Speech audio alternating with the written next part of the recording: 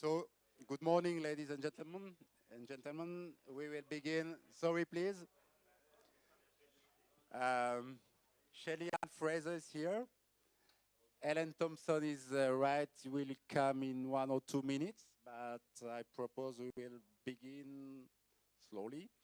The press conferences all the day will be broadcasted live on YouTube, but they have diverse social channels for the community, worldwide athletics community, so that we have a lot of fans following us. That's why you are doing the press conferences in English exclusively, but Judith will translate the answers into French, of course, and you can ask anything you want in the language you want. We have to apologize because we have a Wi-Fi problem in the world Switzerland now, but it's no problem for the broadcasting. It's just a problem for you now. But you can fix the problem in some minutes, I guess. I hope so. But it won't matter for the press conference. So, Shelly-Ann, maybe we begin. Thank you for being there. Thank you. Congratulations for your amazing performances Thank you. all year long. How do you do with such a consistency with 34 as a mother? And yeah, it's, you are at your best, I think, yes. Explain how you did it. I guess it's just hard work and being committed to the task and knowing that there's more that I can give. And once I have that belief, then I just continue to work hard and see where that takes me. Vous êtes âgée de 34 ans, Shelly-Ann Fraser, vous êtes également une maman depuis plusieurs années. Comment faites-vous pour garantir une telle constance dans vos performances? Mon secret, c'est de travailler très dur, de m'engager tous les jours pour fournir ces résultats, de croire en ma capacité et de travailler dur, et ça paye. Ellen Thompson, congratulations for your amazing performances, not only in Tokyo, but everywhere. Thank you. Wonderful. It seems like women's sprint is now coming out of the shadow of men's sprint. How do you see it like this? Because some women complained some years ago because of Usain Bolt and no recognition for women's performances. What do you have to say about this?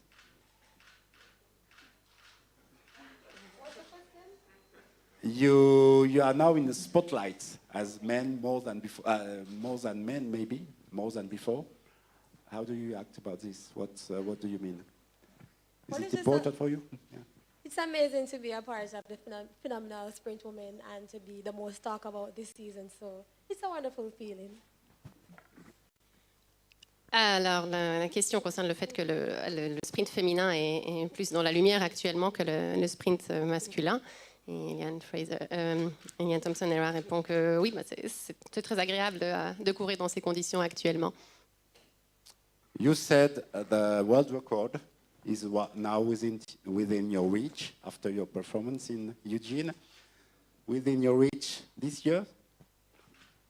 Honestly, going to Prefontaine, there was no intention of breaking that world record. It was a normal work day for me, and I came out with a world lead and a PB after a tiring championship. So seeing that 10.54, definitely it is in my reach, but I wouldn't say it's not a target right now, but on the perfect day and the perfect weather, if I get that, I would definitely challenge it. But if it doesn't happen this season, hopefully, I'm pretty close. So there's more work to go to that target. But if it doesn't happen this season, I'm fine with the time that I got right now. Battre le record du monde cette année, bon, pourquoi pas, mais ce n'est pas un but directement. Cela dit, si les performances suivent et si les conditions... Mon résultat à Prefontaine, j'ai couru en 10.54. Je ne m'attendais pas à courir au Sevi, ce n'était pas un but en soi, mais c'est vrai que là, je me rapproche beaucoup de ce record du monde. One more question, and afterwards I will open the floor for your questions. It will be full house, I guess, tomorrow. We have sold 12,500 tickets till yesterday. The capacity is 13,000. How important is it for you to have a crowd behind you? Can you tell about something? Because it has been maybe special year. It is important to have crowd in the stands, even though, sorry, this year we didn't think we would have crowd. Sorry, my apologies. But to have crowd here in Europe to support us to go to the line, I mean, that helps us sometimes because imagine you're in a stands, hearing your name called as a super athlete and you don't get any crowd respond. That's kind of not a vibe for you to compete, but to have crowd out here now after a championship pushing you on, it's a good feeling. Si demain soir on a un guichet complet à La Ponte, ce sera fantastique. On s'est habitué à courir avec peu de spectateurs ou pas de spectateurs, mais avoir des spectateurs qui vous encouragent, qui vous poussent à donner encore plus, évidemment, c'est génial à vivre et ce serait magnifique que ce soit le cas à nouveau demain soir. Shelly-Ann, maybe?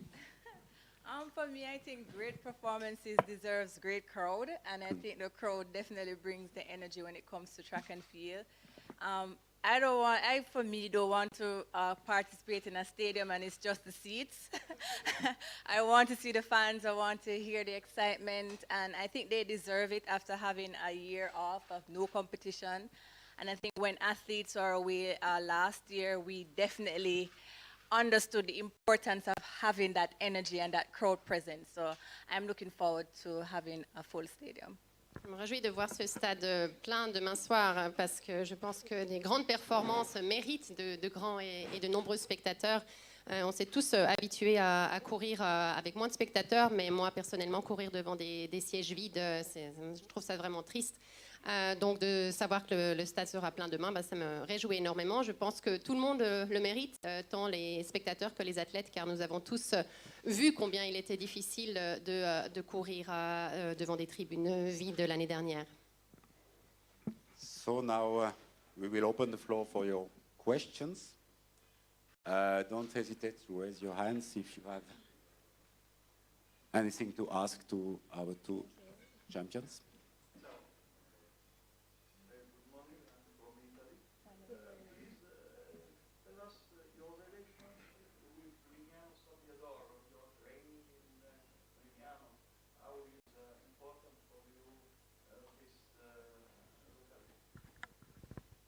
Well, I still train in League now. We're not training partners anymore. In English for the live stream, it was about the relationship with Liliane Salvador and the whole team training in Italy. Et Eliane Thompson a juste répondu qu'elle ne s'entraînait plus ensemble.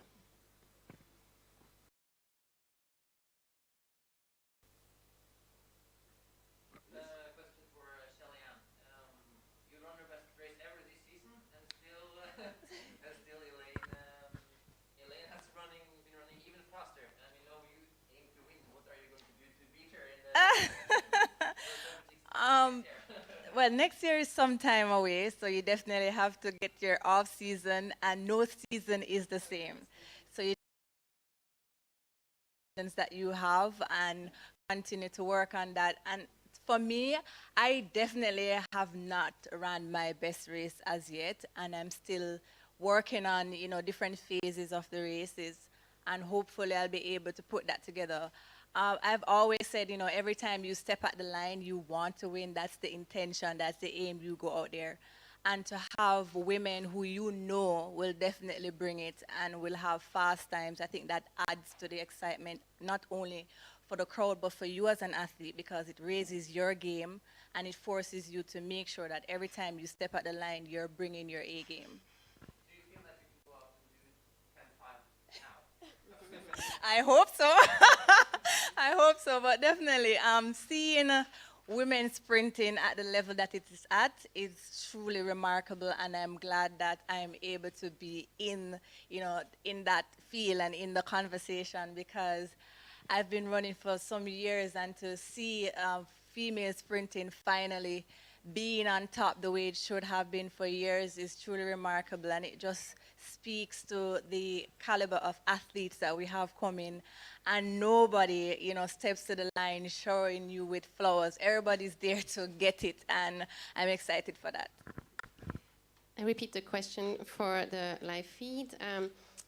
Shelly-Ann, this season you're running so strong, and yet Elaine is running even faster. So what to do to defeat her? And what about the 1050? Are they doable now? Et la réponse de Shelly-Ann Fraser, en fait, ma course parfaite n'est pas encore arrivée cette année. Je continue de travailler sur les différentes phases et je ne pense qu'aucune n'a encore été réalisée de façon tout à fait parfaite. Bien sûr, lorsque vous allez au départ, vous voulez gagner et cela n'a pas changé pour moi. Maintenant, je dois dire qu'avoir des concurrentes comme Elaine et d'autres dans la course, c'est fantastique, tant pour les spectateurs que pour nous-mêmes, parce que ça nous pousse à vraiment faire encore mieux, à donner le meilleur de nous-mêmes. Et c'est vraiment une super phase. Et je suis très heureuse à mon âge de pouvoir encore faire partie de toutes ces courses à ce niveau-là. Et c'est vraiment remarquable que le sprint féminin se porte aussi bien actuellement et que la concurrence soit aussi vive et saine et que les résultats soient aussi impressionnants. C'est magnifique. Yes, please.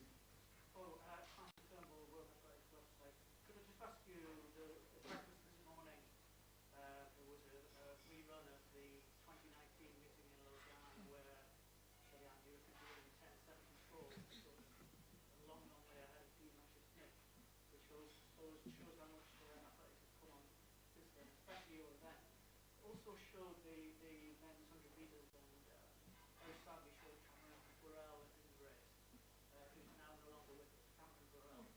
Obviously, there was a 100 meter world record set here by his father, which is a little bit poignant, obviously. I just wonder what you thought about a world record has been set here, and also the fact that Cameron Burrell, Leroy is no longer with us. Yeah, I saw that news, and it's really sad, what happened to his son, and it was just yesterday we were actually watching it, and then we saw his world record race, and I just can imagine what he's going through, and I guess, definitely send condolences to him and his family. I cannot begin to imagine what he's feeling. I can only empathize with him, and that's something that you never want to happen. And as an athlete, no matter where you are in the world, I think we're all connected because of what this work does for us and the connection that it gives us as athletes. So, I'm really sorry about that. And as it relates to running the world record, I mean, Elaine is much, much closer than I am. So definitely it's good to be able to challenge a record that for women for a long time we thought was impossible. And it speaks to just the evolution of sprinting and what mechanics can do to sprinting and the different things that's involved in sprinting. So to be able to be in that conversation or to have that conversation is truly remarkable. And to see that, I know Lausanne has a very good track. I ran 10.7 here 2019, after coming off a plane. So I know it's a very good track.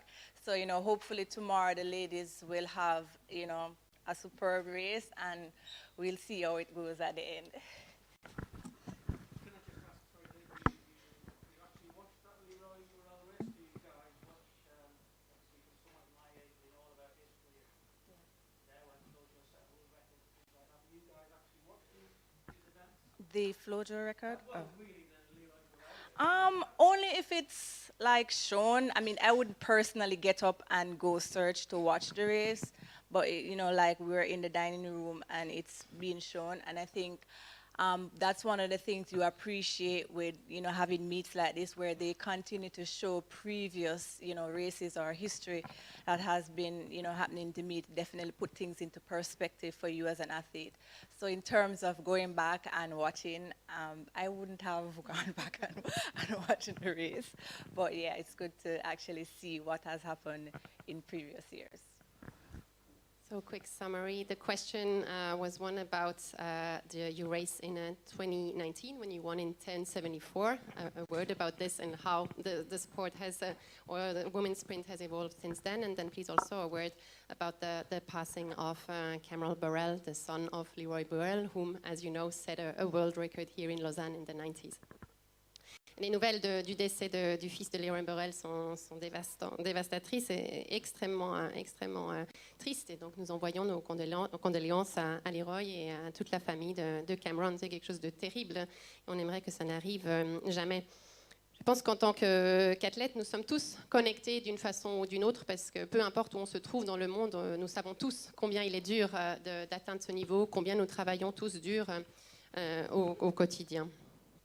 En ce qui concerne le record du monde dont vous parlez, donc celui de Leroy, eh bien, en ce qui concerne les femmes, je pense que Elaine est bien plus proche de le battre que moi.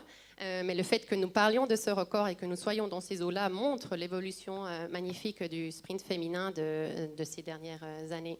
En ce qui me concerne, moi et ma course demain, je sais que la piste de Lausanne est extrêmement rapide puisque la dernière fois, donc j'avais fait les 10,74 littéralement en descendant de l'avion ou presque. Donc c'est une magnifique piste et j'espère que toutes les femmes vont montrer une magnifique course demain.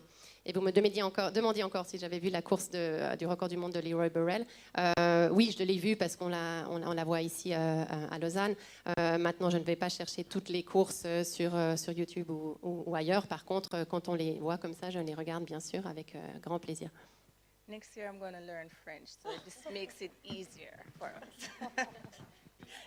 Yes, please.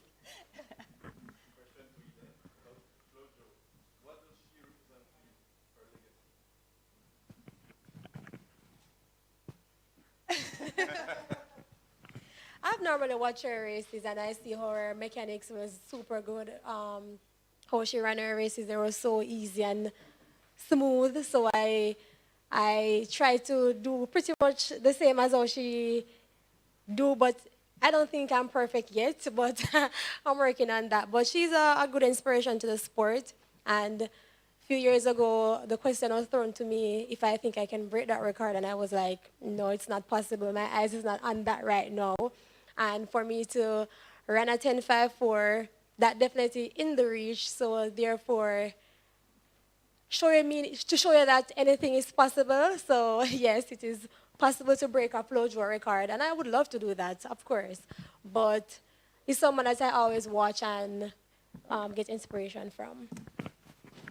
Question for Elaine regarding Flo Jo. What does she inspire to you, and what does she represent to you? Eh bien, quand je vois les courses de Florence Griffith, je vois sa technique et son déroulé incroyable. C'est magnifique comme elle courait, donc j'essaye de l'imiter. Je ne suis pas encore parfaite, pas encore à son niveau technique, mais c'est vraiment une grande source d'inspiration. Par rapport à son record, si vous m'aviez posé la question il y a encore quelques années, j'aurais dit non, ce record est bien trop éloigné pour moi, il est impossible à battre. Maintenant, avec ma progression, avec mes 10,54, je me dis, tiens, je m'en rapproche. Finalement, tout est possible. Pourquoi pas? Donc, c'est un record que j'adorerais battre, mais comme je l'ai dit avant, c'est vraiment une technique très, très inspirante et très impressionnante qu'il faut encore que je travaille à imiter. One last question, and afterwards we'll go for one-to-one interviews shortly. Yes?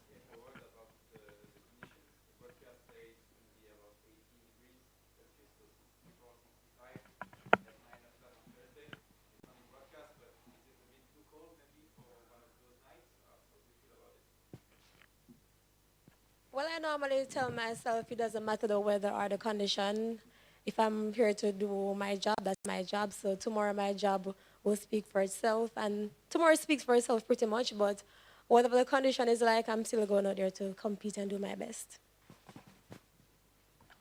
I don't like when it's cold, but if you have to run, you have to run. So you just put it at the back of your head. We're from the tropical country of Jamaica, so we prefer it hot. And, for some, hopefully tomorrow, so most times when you have weather prediction, it doesn't go according to plan. So we're hoping that tomorrow is at 9 o'clock in the night, it's hot. So one very last question, Monica. Sorry, I have to repeat the question. Okay, sorry. Yes, quickly. So the forecast for tomorrow is 20 degrees Celsius and 64, 65 Fahrenheit. Do you think that might be too cold? Elaine Thompson répond, peu importe le temps, je suis là pour faire mon travail, donc peu importe les conditions. Concernant Shelly-Ann Fraser-Pryce, personnellement, je n'aime pas trop le froid. N'oubliez pas que nous venons des tropiques de la Jamaïque et donc nous préférons le chaud. Après, je dois dire qu'à chaque fois qu'il y a des prédictions météorologiques, elles ne s'avèrent pas toujours exactes. Donc, on verra bien. Monica?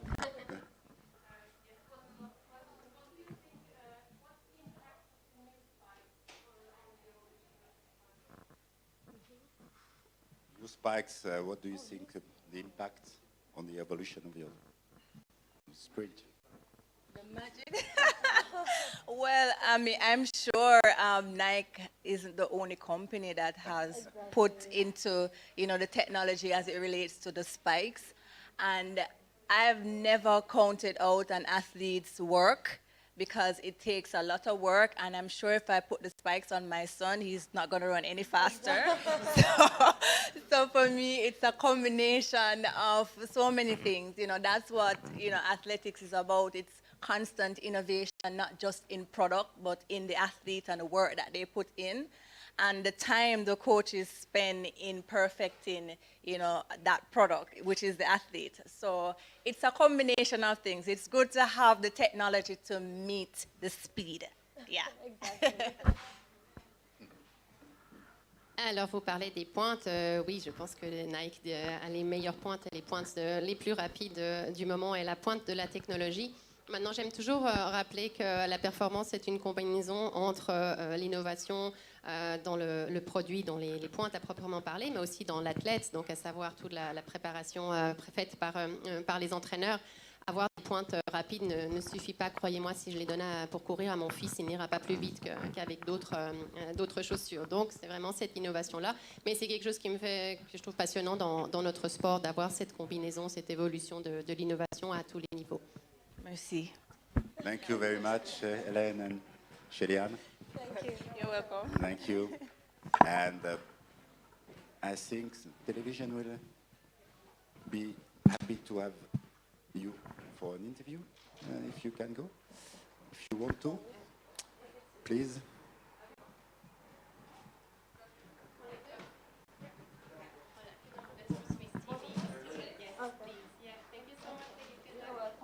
Thank you.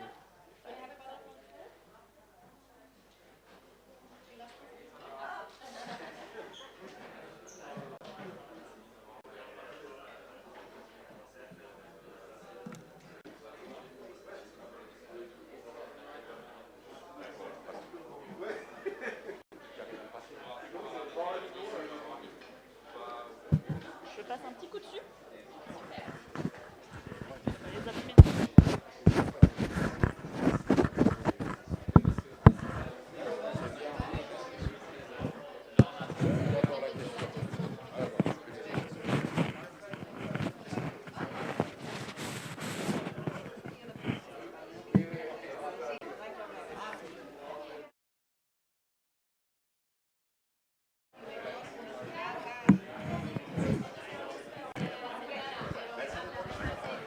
Ouais, elles sont les deux en même temps avec le vol comme disait Jacques.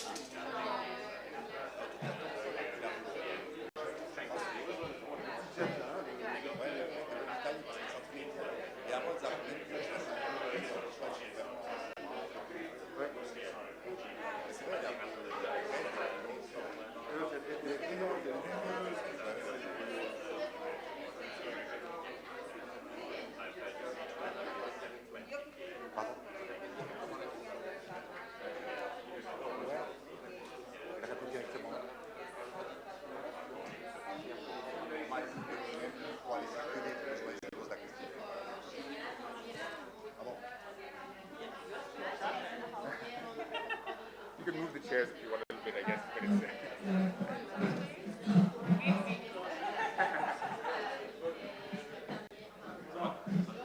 Ça va.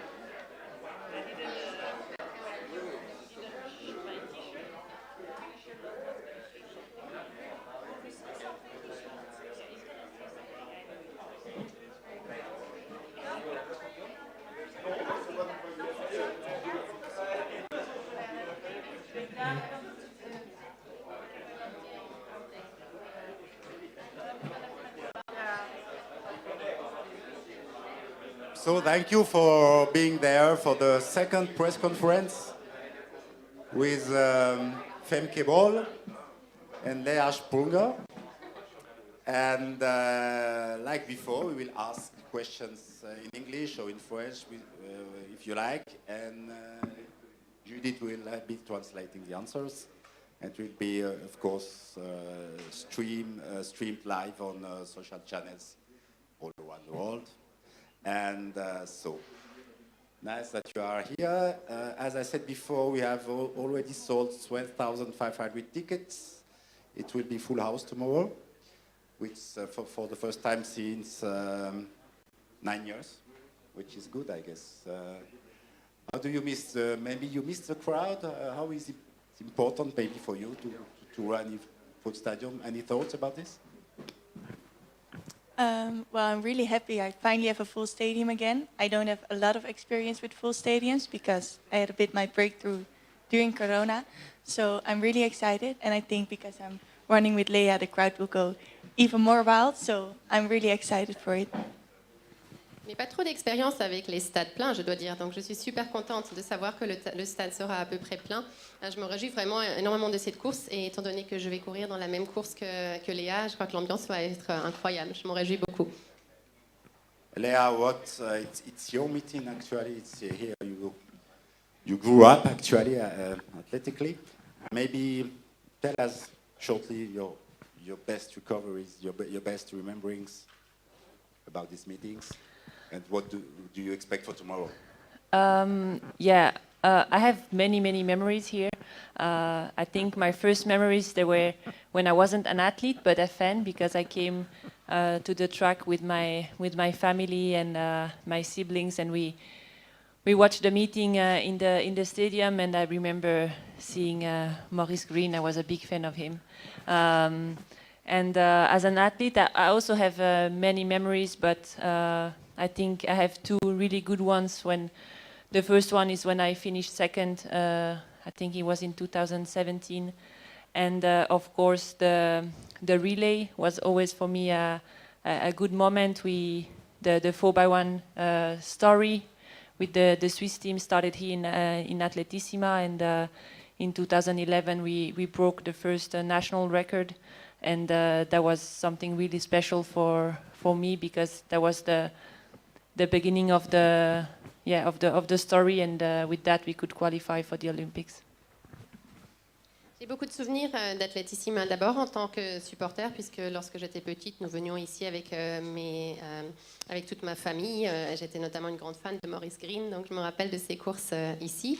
Ensuite, en tant qu'athlète, je dirais que j'ai deux souvenirs principaux. Le premier, lorsque j'ai terminé deuxième de la course en 2017. Et puis l'autre souvenir, celui qui est lié au relais, puisque c'est là que tout a commencé, notamment, particulièrement en 2011, lorsque nous avons battu le record suisse pour la première fois. Et ce relais, ça a toujours été spécial à Lausanne, mais 2011, c'était vraiment spécial. Et pour moi, c'était le début de cette longue histoire. How can you beat Femke Dalila Muhammad tomorrow? I don't know.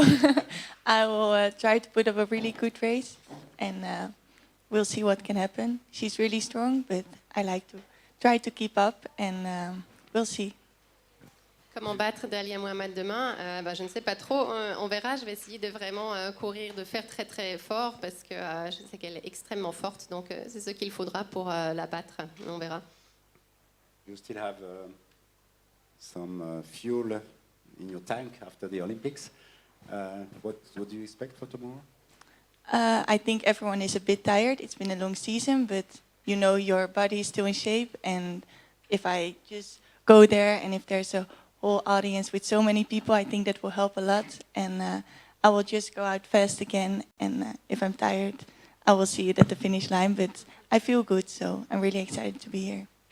Après les Jeux, c'est vrai que tout le monde est un peu fatigué. La saison a été longue, mais en même temps, lorsque vous savez que vous êtes encore en forme, que votre corps est en forme, et bien, tout est encore faisable. Et avec les spectateurs qui vont nous pousser, je pense que ça va vraiment nous aider. Donc, je vais essayer de commencer à faire très fort, avoir un départ rapide, et après tenir aussi bien que possible jusqu'à la fin. Maybe one more question, and afterwards I will give to the floor. You have the same coach, Laurent Motivation. You train together. Can you tell about your relationships on the track, for example, and something about your coach who has, just tell something. Léa first.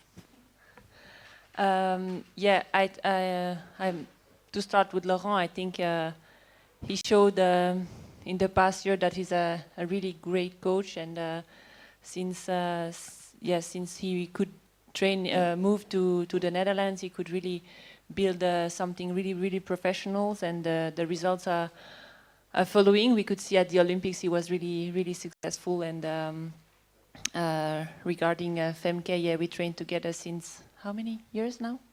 2 years, and it's really nice that we can share this experience and this adventure together, because we have a lot of age difference, but we go along together, and I think she's learning a bit from me, but I'm also learning a lot from her, because she has a really crazy mindset, and she's going into the race in a really interesting way, and I'm learning from that, and I think that's also what I could improve in the last years. So it was really nice that I could join with her, and I think we can say that we are really good friends now.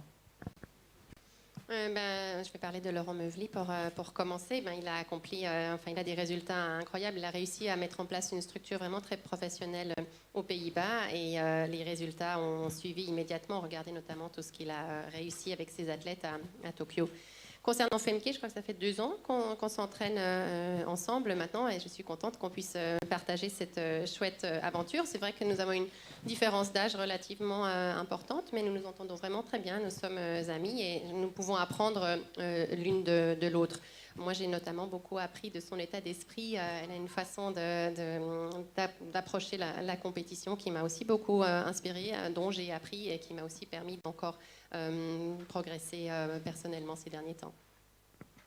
Okay, same question. What do you learn from Léa? I also learn a lot from Léa. She's, of course, a bit older and has a lot of experience, and she always wants to help me with everything, and always wanted to learn me stuff, even though we're at the end also competitors, and I think that's really special. And just when I have a bad day, she will always text and ask, "Oh, how are you?" and things like that, and I think it really helped me a lot throughout the last 2 years, and we're really good friends now, and I'll come to visit. Oui, je viendrai lui rendre visite ici à l'avenir. Nous sommes vraiment de bonnes amies maintenant. J'ai beaucoup appris grâce à Léa. Malgré le fait que nous soyons concurrentes, Léa m'apporte énormément, elle m'aide beaucoup, elle me parle beaucoup, elle se renseigne sur comment je vais, ce que je fais, donc j'apprécie énormément ce soutien. Thank you. So I open the floor for your questions, please. Feel free to raise your hands and to ask anything you want.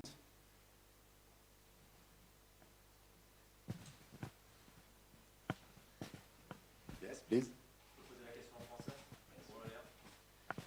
Depuis quelques années, on en a déjà parlé avant avec les 2 sprinteuses, depuis quelques années, le sprint féminin est de plus en plus sous les projecteurs. On voit aussi dans les disciplines avec le duo qui se bat au sommet. Comment on a dégrandi ces 5-10 dernières années où vraiment le sprint féminin a pris de plus en plus d'ampleur au sein des meetings dans le regard des gens? Maybe you repeat the question in English? Yes, so we've discussed it before with Shelly-Ann Fraser and Elaine Thompson here. The women's athletics and the women's sprint is literally in the spotlight right now, and this applies to your event as well, with the very best fighting at such a high level right now. What would you like to say regarding the evolution of women's sprint in the past 5 to 10 years? I think you can answer in French or English. I say, okay. Oui, je pense qu'effectivement, ça a évolué depuis plusieurs années maintenant.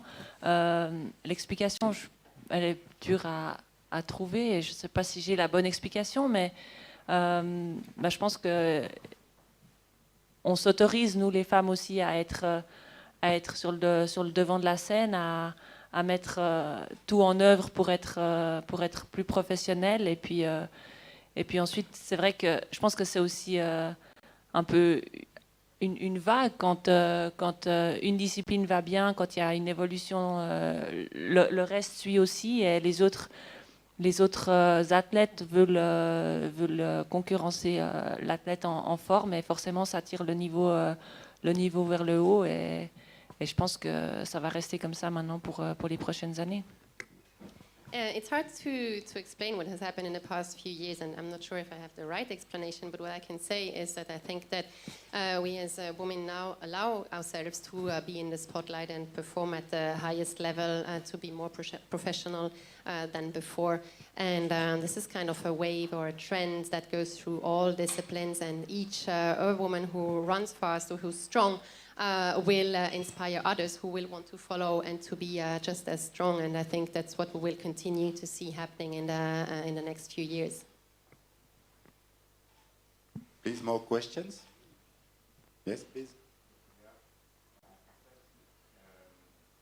J'imagine qu'il y aura beaucoup d'émotions demain et déjà commencer à venir. C'est la dernière conférence de presse à Lausanne et c'est ces dernières fois, j'imagine.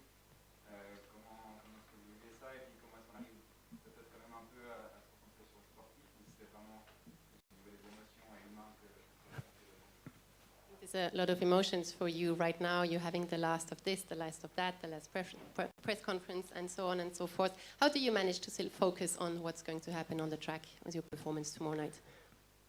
J'essaie simplement de profiter de chaque chose qui m'est donnée. C'est vrai que tout est pour la dernière fois ici à Lausanne, mais j'ai quand même l'envie de bien faire demain, de profiter de ça. Après, c'est vrai qu'il y a cet inconnu de savoir comment est-ce que je vais réagir émotionnellement, parce que je ne sais pas à quoi m'attendre, en fait. Mais oui, forcément, il y a l'envie de courir vite encore. Je n'ai pas d'objectif de temps, c'est qu'une envie d'être parmi les meilleures coureuses du monde. Et puis, j'ai cette chance qui m'est donnée de pouvoir revenir une demi-heure plus tard sur la piste avec le 4x100, ce qui va me permettre de vraiment bien me focaliser pour le 400 mètres et ensuite laisser sortir les émotions pour le 4x100. Yes, it's true. Tomorrow will be a special day, but to be honest, I don't really know what will happen, but we'll see. What's for sure is that I will want to be competitive tomorrow, to be focused and be fast and be within the best of the race tomorrow. I don't have any time objective, but I really want to be able to fight with the best, and I want to enjoy what I'll be doing tomorrow. The great thing is that I'll be able to focus on the 400-meter hurdles tomorrow, because 30 minutes later I'll be able to run on the track again with the 4x1 relay, meaning that I'll be able to really focus on the race first and then have my last one with the relay afterwards. More questions, please? Yes? We mentioned your relationship with Lea, but do you see her as because she used to say that she's the grandmother of the Swiss team, do you see her as The mother, not the grandmother. you said mommy, sorry. Do you see her as your spiritual mother or a legacy towards Lea? Well, we call her the mom of the group sometimes. But yeah, I learned so much from her, and she's really a bit a role model for me. So, of course, I always want to make her proud as well. And it's nice when we race together that you're on the track together and can really do it together, the warm-up and everything. So I will miss that next year, but still I know she will be watching and looking out for what we're doing. So that's really nice to know. To repeat the question, what about the relationship between Femke and Lea? Lea, you are sometimes being seen as the grandmother of the team. Well, rather mother, not a grandmother. And Femke says that, yeah, Lea is a role model, and we will be missing her a lot next year. I really enjoy warming up with her, competing with her, being with her. But next year, I know she'll be watching, so we won't lose track of her.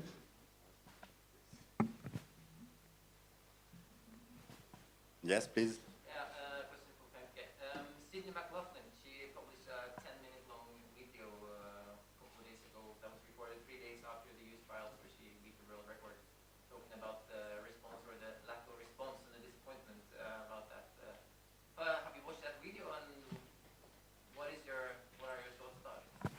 Yeah, I watched the video, of course. I think she's a really inspiring athlete on the track, but also off the track by not only showing all the good parts and everything that's, yeah, when you break the world record and become Olympic champion, people will mostly see that and not what's behind it and all the hard work. And I think it's really good that she's also showing that. And yeah, I also feel for her.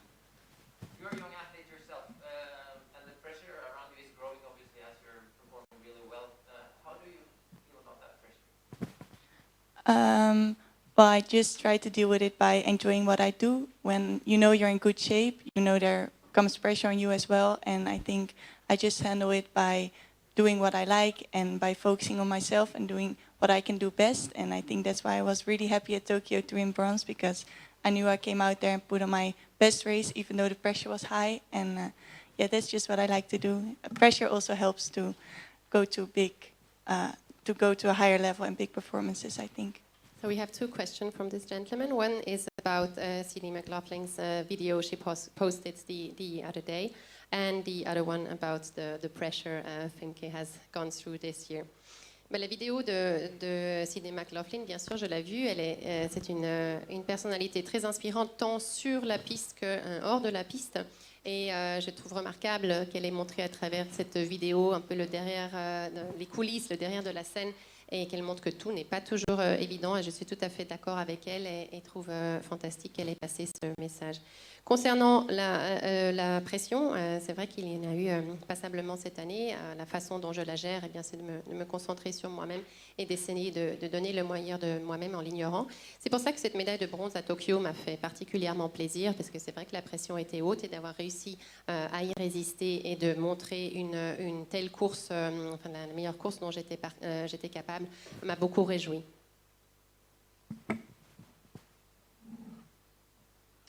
Léa, you sure it's your last race, but you seem to run again at your strongest. You are back to your best level. How do you explain that? We can imagine you could maybe do another Swiss record, or in the next weeks. I don't know. You ran fantastically in Bern. How do you explain that now you are in such a shape after the Olympics?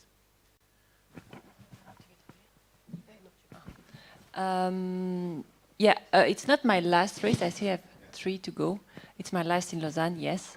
But yeah, I'm in a great shape. I think it just, I could train. I was missing a bit time for the Olympics, unfortunately, because of my injury. But since Tokyo, I can really train without pain, and I think also I don't have any pressure anymore, and I'm just enjoying every race, and I'm going on the track without a time in my mind, and I think everything put together is that I can show the best version of myself, and I don't know what I can still run. I think maybe I can go a bit faster, maybe I can break again my record. I don't know. I don't want to think about that time. I just want to enjoy and put the best performance I can on the track.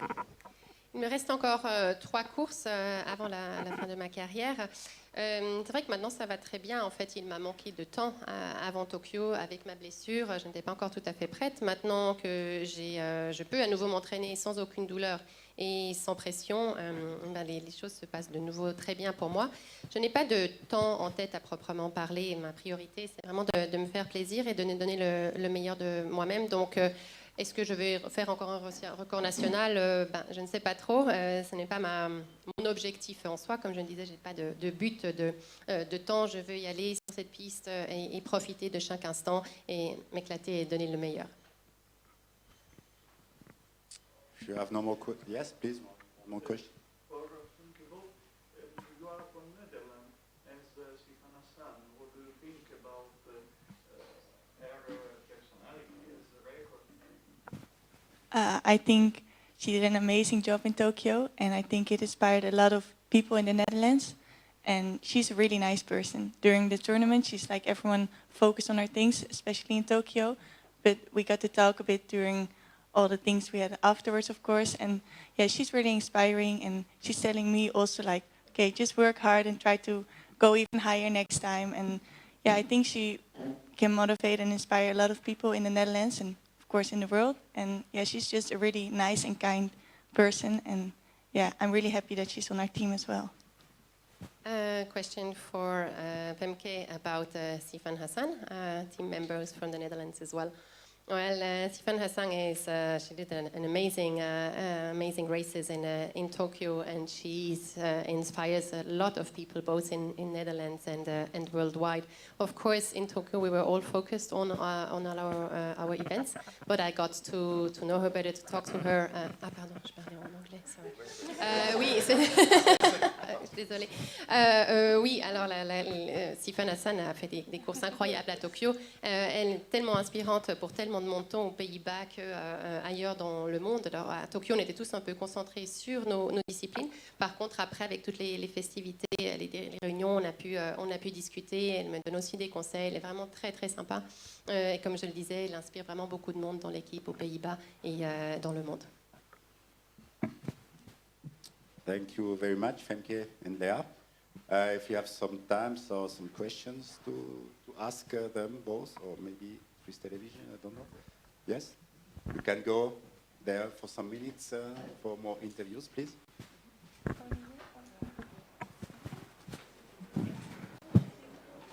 can go straight there.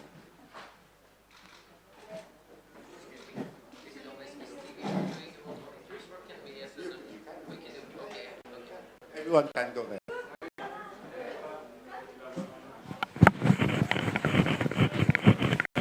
Ça besoin de quelque chose?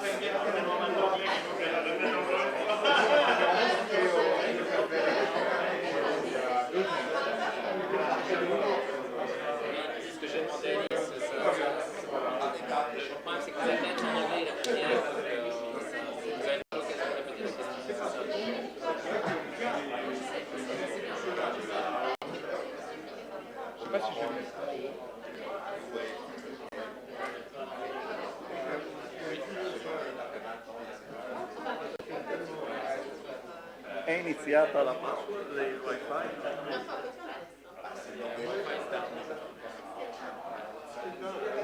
Così lo dico è the only of the movie picture.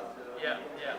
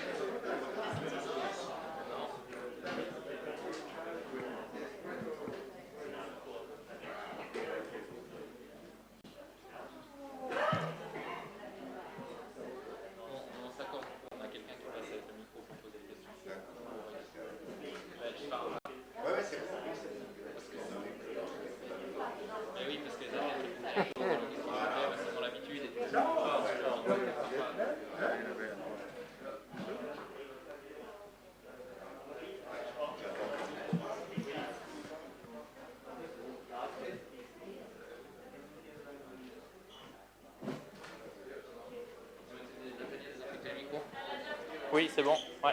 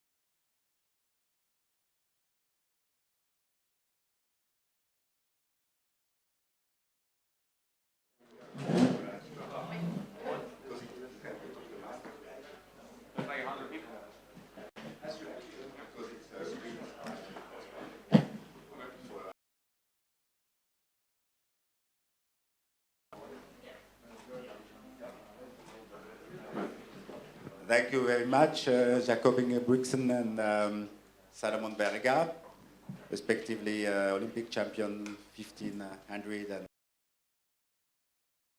being here. Both were amazing races. I was impressed. The last laps were great. Both athletes. Ask the journalists. We have a new procedure. For your questions, we will have a microphone going through the microphone. Just raise your hands and we will pass on the microphone. So, Jacob,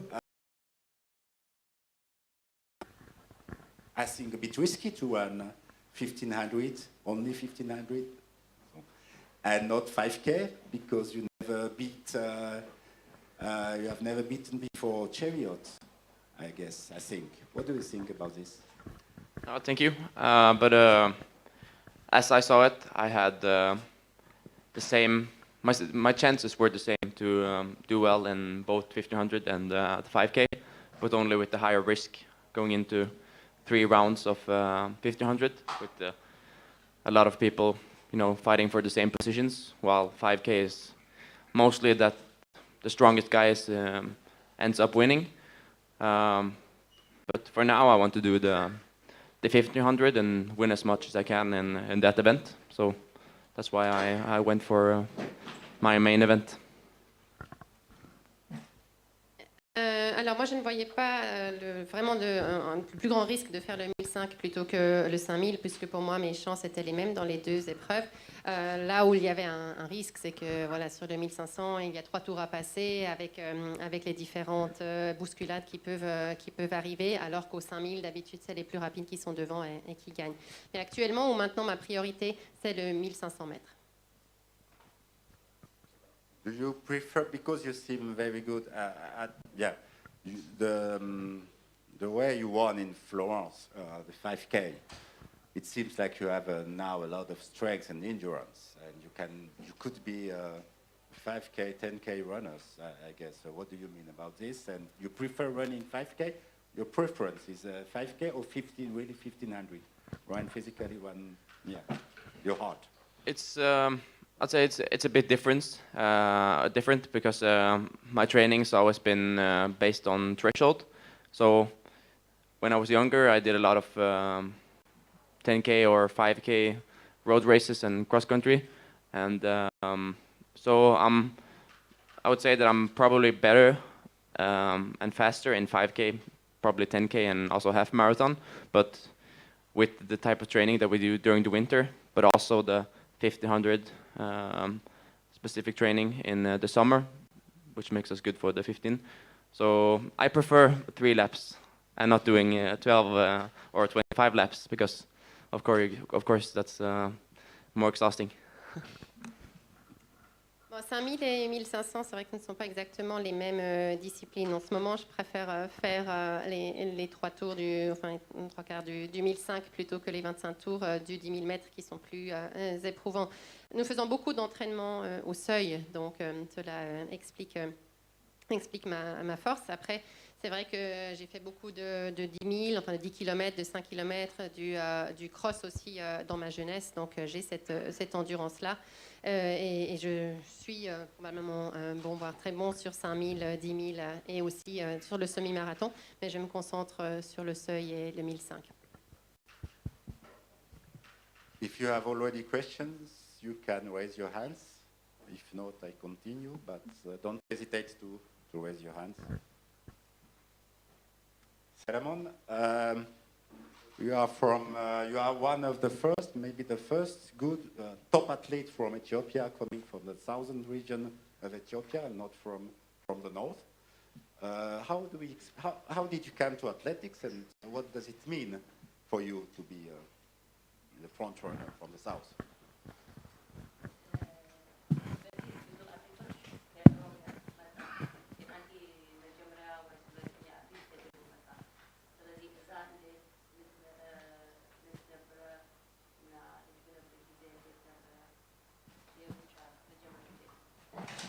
እሺ አመሰግናለሁ። ያው መጀመሪያ ከተፈቀደልኝ የተወሰኑ ሰዎች ባመሰግን ደስ ይለኛል።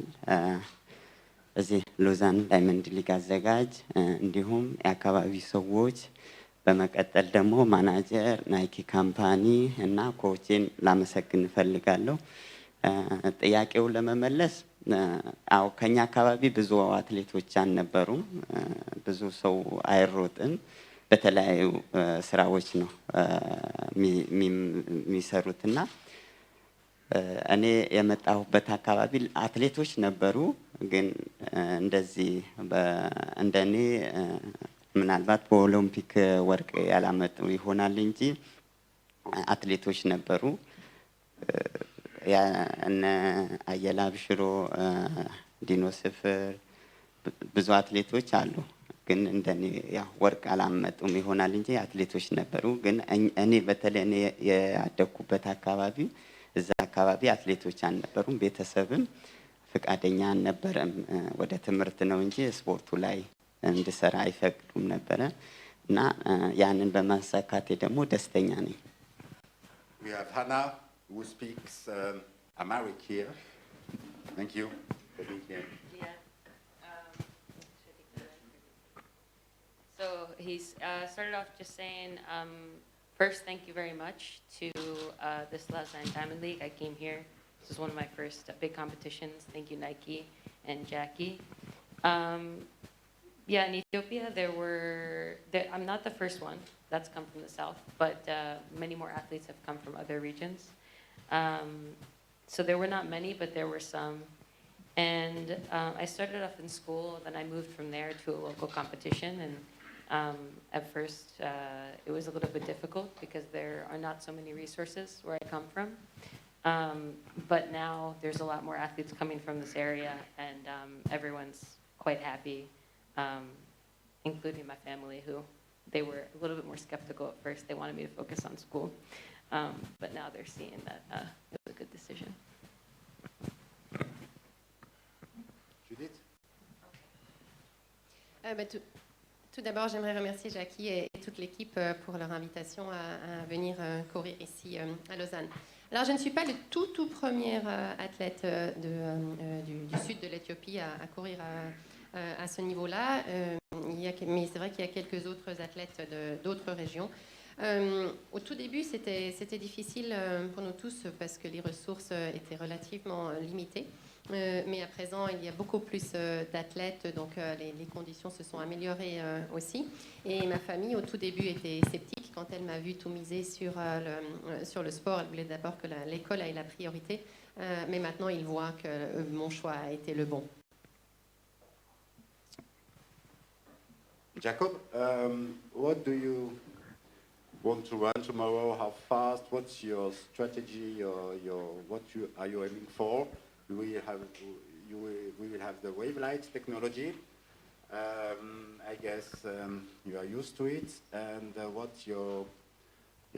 are your tactics and expectations for tomorrow?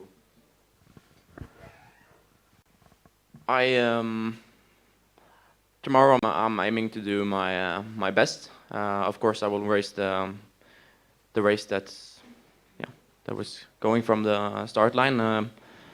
So I'm going to do my best to be able to put myself in a position to win. Alors demain, je vais donner le meilleur de moi-même. Je vais essayer dès le début de me mettre dans une position qui pourrait me permettre de l'emporter. What about the European record? Yes, that's a record. You can beat it, of course, but will you try? I guess we'll see. Yeah. Concernant le record, bah oui, question intéressante. On va essayer de le battre. On va voir. Do you have one question? Please, microphone.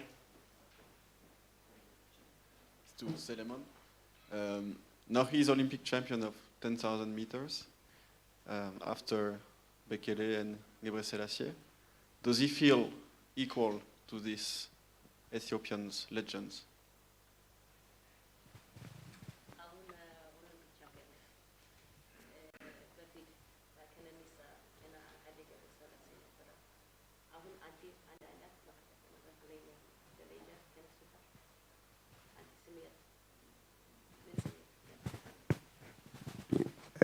10 ሺህ ከኢትዮጵያ ከወጣ ብዙ ጊዜ ሆኗል።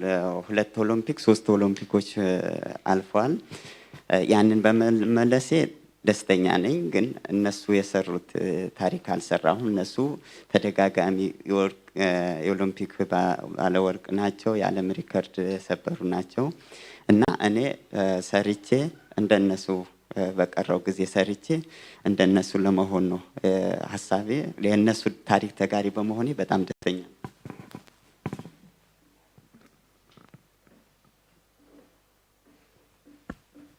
Sorry. So I'm now the 10K champion, which I'm very incredibly happy about, and there's a strong history in Ethiopia winning this event. But I don't have all the same accolades that Ken and Isa and Haile have yet. You know, they broke world records. They've won more championships. So they have a very important story in Ethiopia, and I'm not there yet, but those are my plans. I want to keep working towards becoming on their level, but I wouldn't consider myself quite there yet. Je suis extrêmement heureux d'être champion olympique du 10 000 mètres, mais je n'ai pas encore le même palmarès que Bekele ou Gebrselassie en termes de record du monde, en termes de médailles de championnat. Donc c'est mon objectif d'arriver à leur niveau, mais là je ne pense pas que je suis encore sur un niveau d'égalité avec eux. Yes, please. Jakob, since you were a kid, you have been beating records. It's been like national records, junior records, family records, European records. What has happened this season is that you actually started to win races in the Diamond League. What gives you the biggest pleasure, to win races or to beat records, and why? I think the perfect way is to win and also take a record, but I always want to win, but being able to break records, I was first able to do that last year, but then it wasn't any big championships, so now I'm able to, when I'm first at that level, you can start to win races, so I'm able to do that now. But of course, I took a big step from last year to this year, but also from 19 to 20. So by having that development and always getting better, you'll eventually start to be one of the best and be able to fight for first place more often. I remember in... microphone. Est-ce que je préfère battre des records ou bien gagner des courses? Idéalement, je bats le record et gagne la course en même temps. J'ai fait beaucoup de progrès de 2019 à 2020, de 20 à 21, ce qui me permet maintenant d'aussi régater pour remporter une course. During the Junior World Championships in Tampere some years ago, where you were actually competing against Selemon, you told in an interview that you could never be 100% satisfied if you don't win the race. Has it happened after that you have been 100% happy even if you didn't win the race? No. Why do you have to win to be satisfied? I mean, if you come second or come third, you could have done a lot of things better, or even just have been a better runner. So you can never be satisfied with losing if your goal is to win. There's a diamond in front of you. You don't have one of those yet. So what would it mean to you to get one in Zurich this year, or are you aiming to get 2? First, I have to try to get 1, so we'll see. But of course, the diamond is a thing that every athlete wants to be able to win, and of course, that's a thing that I would like to do. J'ai dit il y a quelques années que pour être satisfait à 100%, il fallait que je remporte la course. Eh bien, je me tiens encore à cette citation. Absolument, si vous finissez 2e ou 3e, c'est bien, mais ça veut dire que vous n'avez pas donné à 100% et que donc vous ne pouvez pas être satisfait à 100%. Vous me parlez des diamants que je pourrais gagner cette année. Je pourrais en gagner 2. Bon, allons-y déjà pour un. C'est déjà un grand objectif pour de nombreux athlètes que de remporter un de ces diamants. You were tired already before the start in Eugene this weekend, and since that you've been traveling back to Europe. What else have you been doing, and how is your shape now before the race? I believe I'm still in good shape, but of course traveling across the world and racing a lot, that's always the thing you have to take into consideration, but I feel good, and I'm hoping to do well tomorrow. Je suis encore en forme. C'est vrai que tous les voyages, il faut les prendre en compte et en tenir compte à l'entraînement et dans la récupération, mais je crois que je suis en forme et prêt pour faire une grande performance demain. Just for our followers on YouTube, we have some, we have a lot. Don't hesitate to ask questions on YouTube or on social channels. We will take your questions and they will be answered here, so don't hesitate. Yes, please. Okay. Sorry, Jakob, you're in an incredible race tomorrow with 6 Olympic medalists from a whole range of events, 1,500, 5,000, steeplechase, 10,000 metres. 2 of the men from the 10,000 metres have 3K personal bests of 7:26, which is around Mahuchikh's world record range. What do you think of that? I mean, men competing at that level, at that distance, being able to pack that kind of speed. I think that's what's fun about the 3K, but also running in general, that people from different events can obviously meet in one race in a different event and be able to compete. But at the same time, it's a different race. Everybody's in different shape than what they've been earlier this season. So it all comes down to tomorrow, and I guess the best one wins.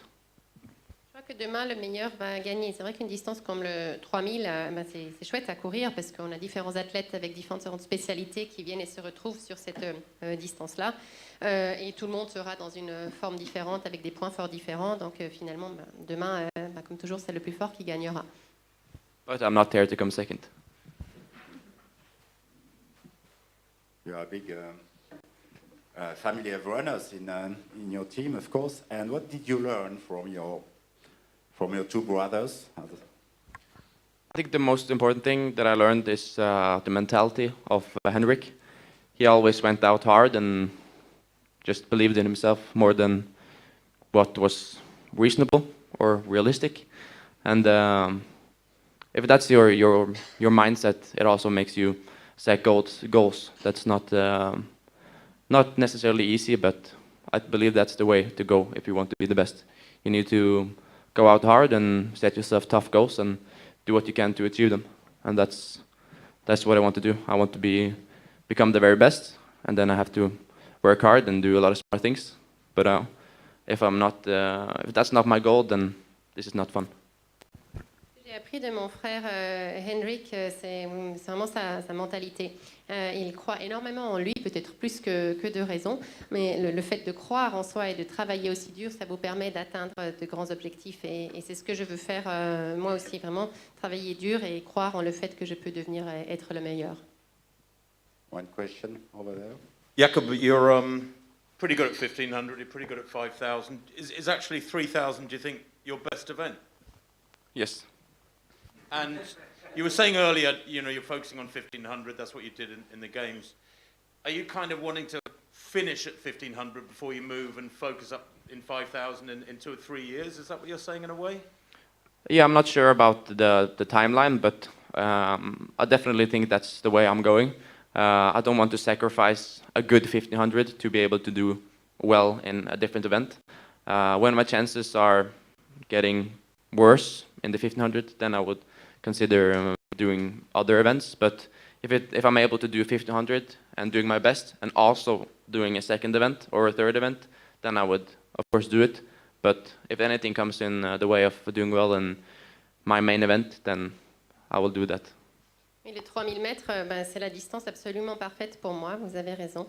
Par rapport aux 1500 ou 5000, c'est vrai que pour l'instant, je me concentre sur le 1500 tant que cette discipline se passe aussi bien. Si une fois les choses se passent moins bien, je me concentrerai plus sur les disciplines un petit peu plus longues.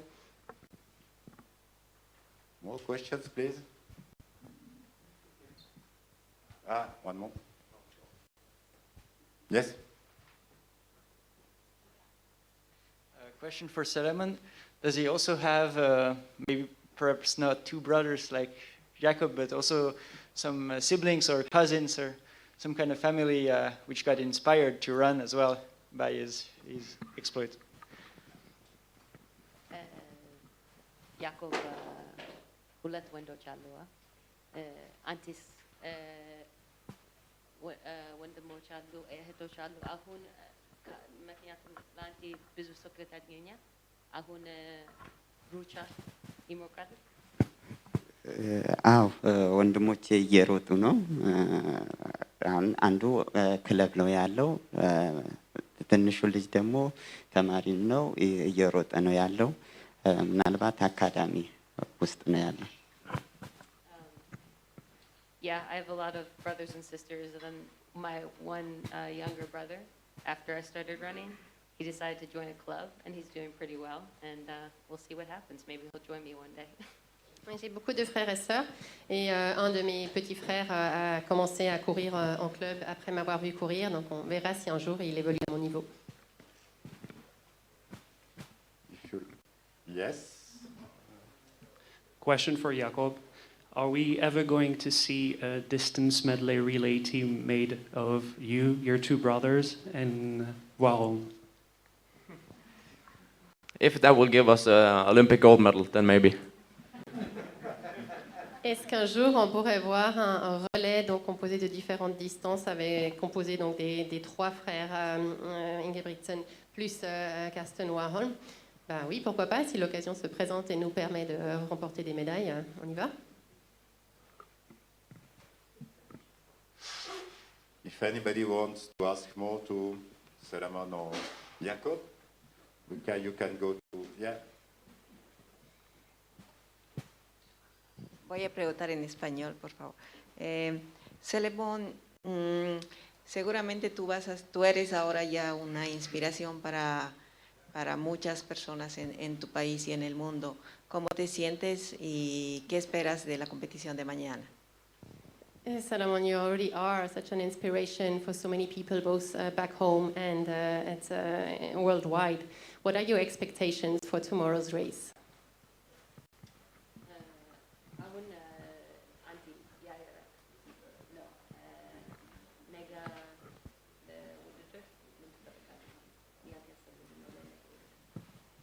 ያው ልሮጥ ነው የመጣሁት። ጥሩ ሩጫ ሩጬ እመለሳለሁ ብዬ አስባለሁ። ትንሽ ያው ረጅም ጉዞ ነበረና ከዩጂን ወደዚህም ያለው ጉዞ እንደገና ከኦሎምፒክ መልስ ደግሞ በጣም ጉዞ በዝቶብኛል። ያንን ግን ምንም ችግር የለም። ጥሩ ሩጫ እሮጣለሁ ብዬ አስባለሁ። Yeah, it's been difficult, I think, throughout COVID and with training, especially all the travel coming back from the Olympics. So I don't have any set expectations. I'm just hoping for a good race and to try my best. So we'll end this press conference, but if you have more questions, one-to-one interviews or something like that, you have 10 more minutes, maybe outside with the athletes, if they agree. If you like them, if you like to ask them more questions, you can go outside with Jakob and Selemon. Thank you very much.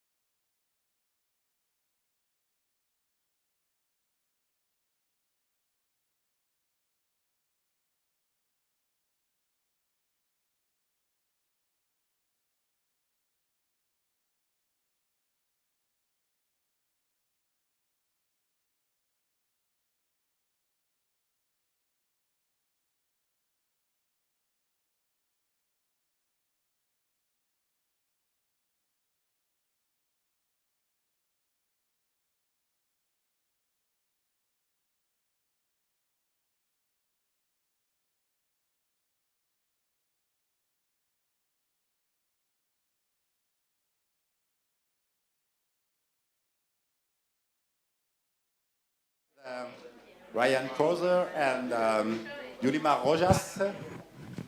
Thank you very much for being there. We have two short put and triple jump.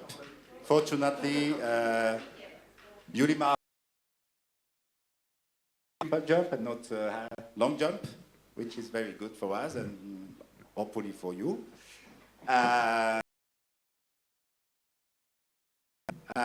You jumped world record in Tokyo. You were many times close to 16 meters this year and in the former world records too. Do you have something more in your tank, some more energy in store after the Olympics to? Los Olímpicos y de tu récord del mundo y de tantos saltos cerca de 16 metros, ¿todavía tienes energía para hacer más mañana? La verdad que este año ha sido muy especial para mí. La temporada ha podido ir consiguiendo completar la temporada de la mejor forma, pero yo todavía tengo mucha hambre de saltar mucho, de seguir dando lo mejor de mí y viendo que en gran forma física y espero poder dar lo mejor de mí aquí. Yes, it's been a very special and very good season for me, and I'm very pleased. I'm hungry for more, and I'm still ready to give my best. My energy levels are still very high, so I'm ready to give.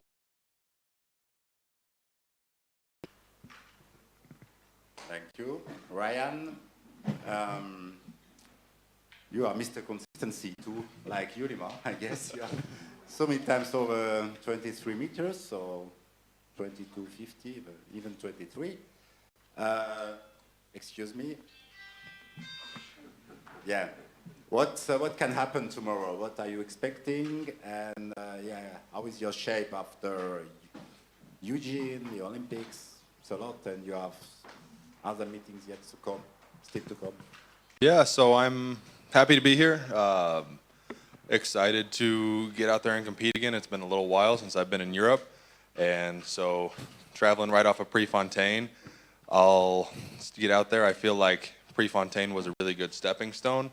It's always a little bit difficult to come off of the Olympics.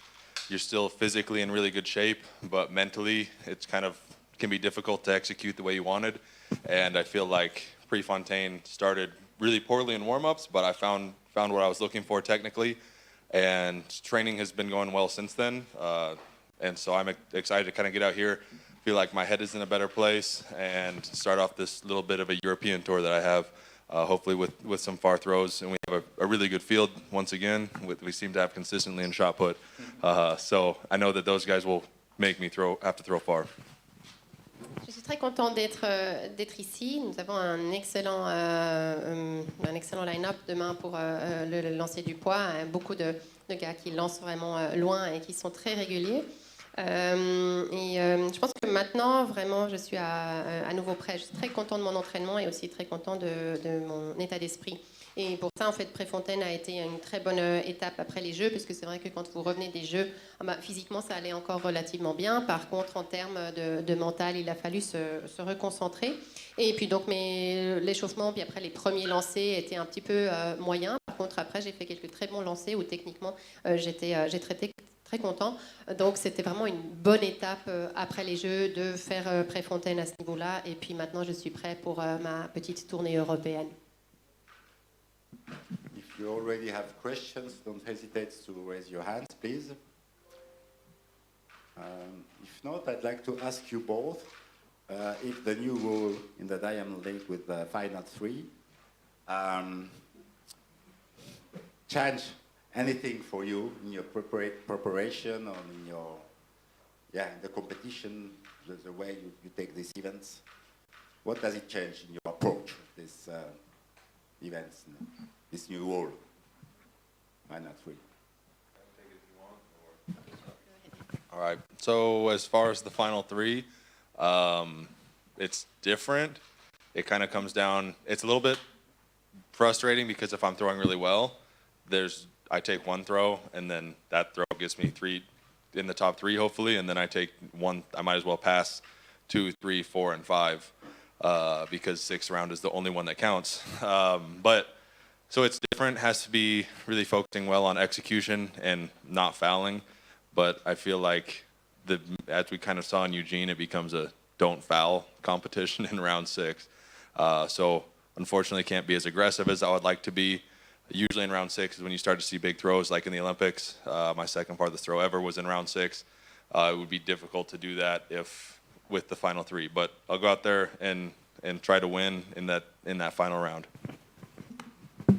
Oui, avec ces résultats du top 3 final qui comptent dans les essais, parce que ça change un petit peu les choses, ça change un petit peu la dynamique, parce que finalement, le super essai que vous faites pour vous qualifier pour la finale ne compte plus en fait. Donc vous devez tout recommencer dans la finale et ça peut devenir compliqué. Et on a vu par exemple à Eugene et ailleurs que finalement le 6e essai, finalement c'est la course à ne pas manquer son essai, c'est finalement à ça que ça revient. Donc ça change un petit peu la dynamique, mais ça ne change rien au fait qu'il faut être le meilleur et puis performer dans ces 2 étapes.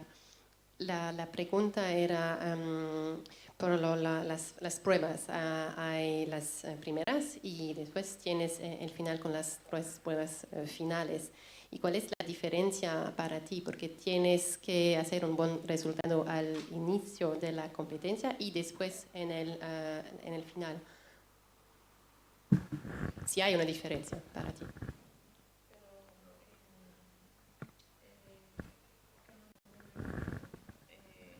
De hecho, ahora hay unas pruebas, como 1, 2, 3, y después son los mejores que hacen la final del... Exacto. Exacto. ¿Y para ti hay algo que cambia en tu preparación o en el hecho de manejar conducir tu competencia? Sí, bueno, el hecho de tener una nueva reglamentación a la hora de competir, sí es verdad que es algo que no me agrada mucho, pero bueno, soy una atleta que debo demostrar lo mejor de mí en lo que se presente. Espero que el año que viene ya se pueda volver a la normalidad con los 6 saltos directamente, porque en realidad no solamente para mí, sino para muchos atletas es una reglamentación que no nos gusta, pero bueno, hay que seguir el año, hay que seguir saltando y ya veremos el año que viene. Bon, c'était un changement de règlement qui ne me réjouit pas trop. Maintenant, sorry, I have to. This change in rules doesn't really please me, but I'm an athlete. I have to compete and abide by the rules. But personally, I hope that we will be back, hopefully next year, to more normality and to be back to the former format of the 6 attempts. I think both me and many other athletes wish for that rule to go back to what it was before. Yes, please. Yolimar, ¿qué relación tienes con Teddy Tamgo? ¿Relación de trabajo? What's your relationship with Teddy Tamgo? A working relationship? Teddy. Teddy es una gran persona. Es un gran entrenador ahora, ha sido un gran atleta y gracias a él he podido saber quién era Iván Pedroso como entrenador. Y bueno, la relación con él es muy cordial, somos muy felices.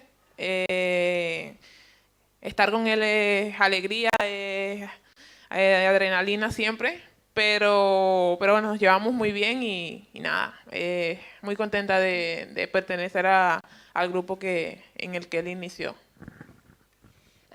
Teddy is a wonderful person and a wonderful coach, and thanks to him I got to train really well. I'm also talking about Ivan Pedroso, and I love this team we have. There's a lot of adrenaline and a lot of joy, a lot of fun.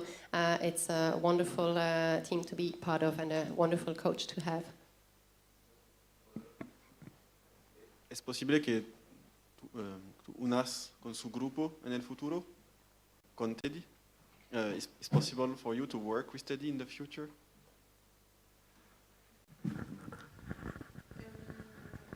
Bueno, es una pregunta un poco extraña.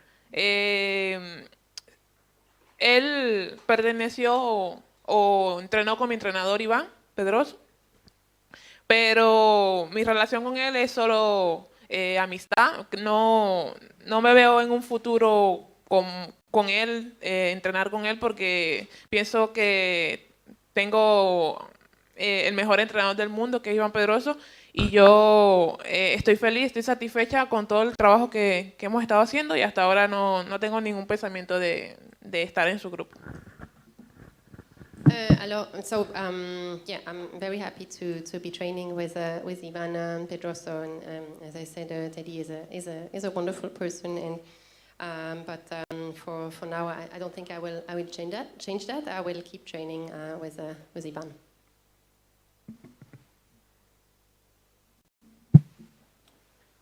Yes, lady, madam. Yulimar, hablas de hambre. ¿Qué esperamos para mañana? Y bueno, también tus siguientes objetivos. What can we expect from you for tomorrow, and what are your goals for the future? Bueno, hasta ahora, después de los Juegos Olímpicos, he seguido enfocada en seguir entrenando, en seguir preparándome, en seguir dando lo mejor de mí, pero más que todo disfrutando de lo que queda de este año. Sé que he dado un gran salto en los Juegos Olímpicos, pero puedo dar más de lo que he dado hasta ahora.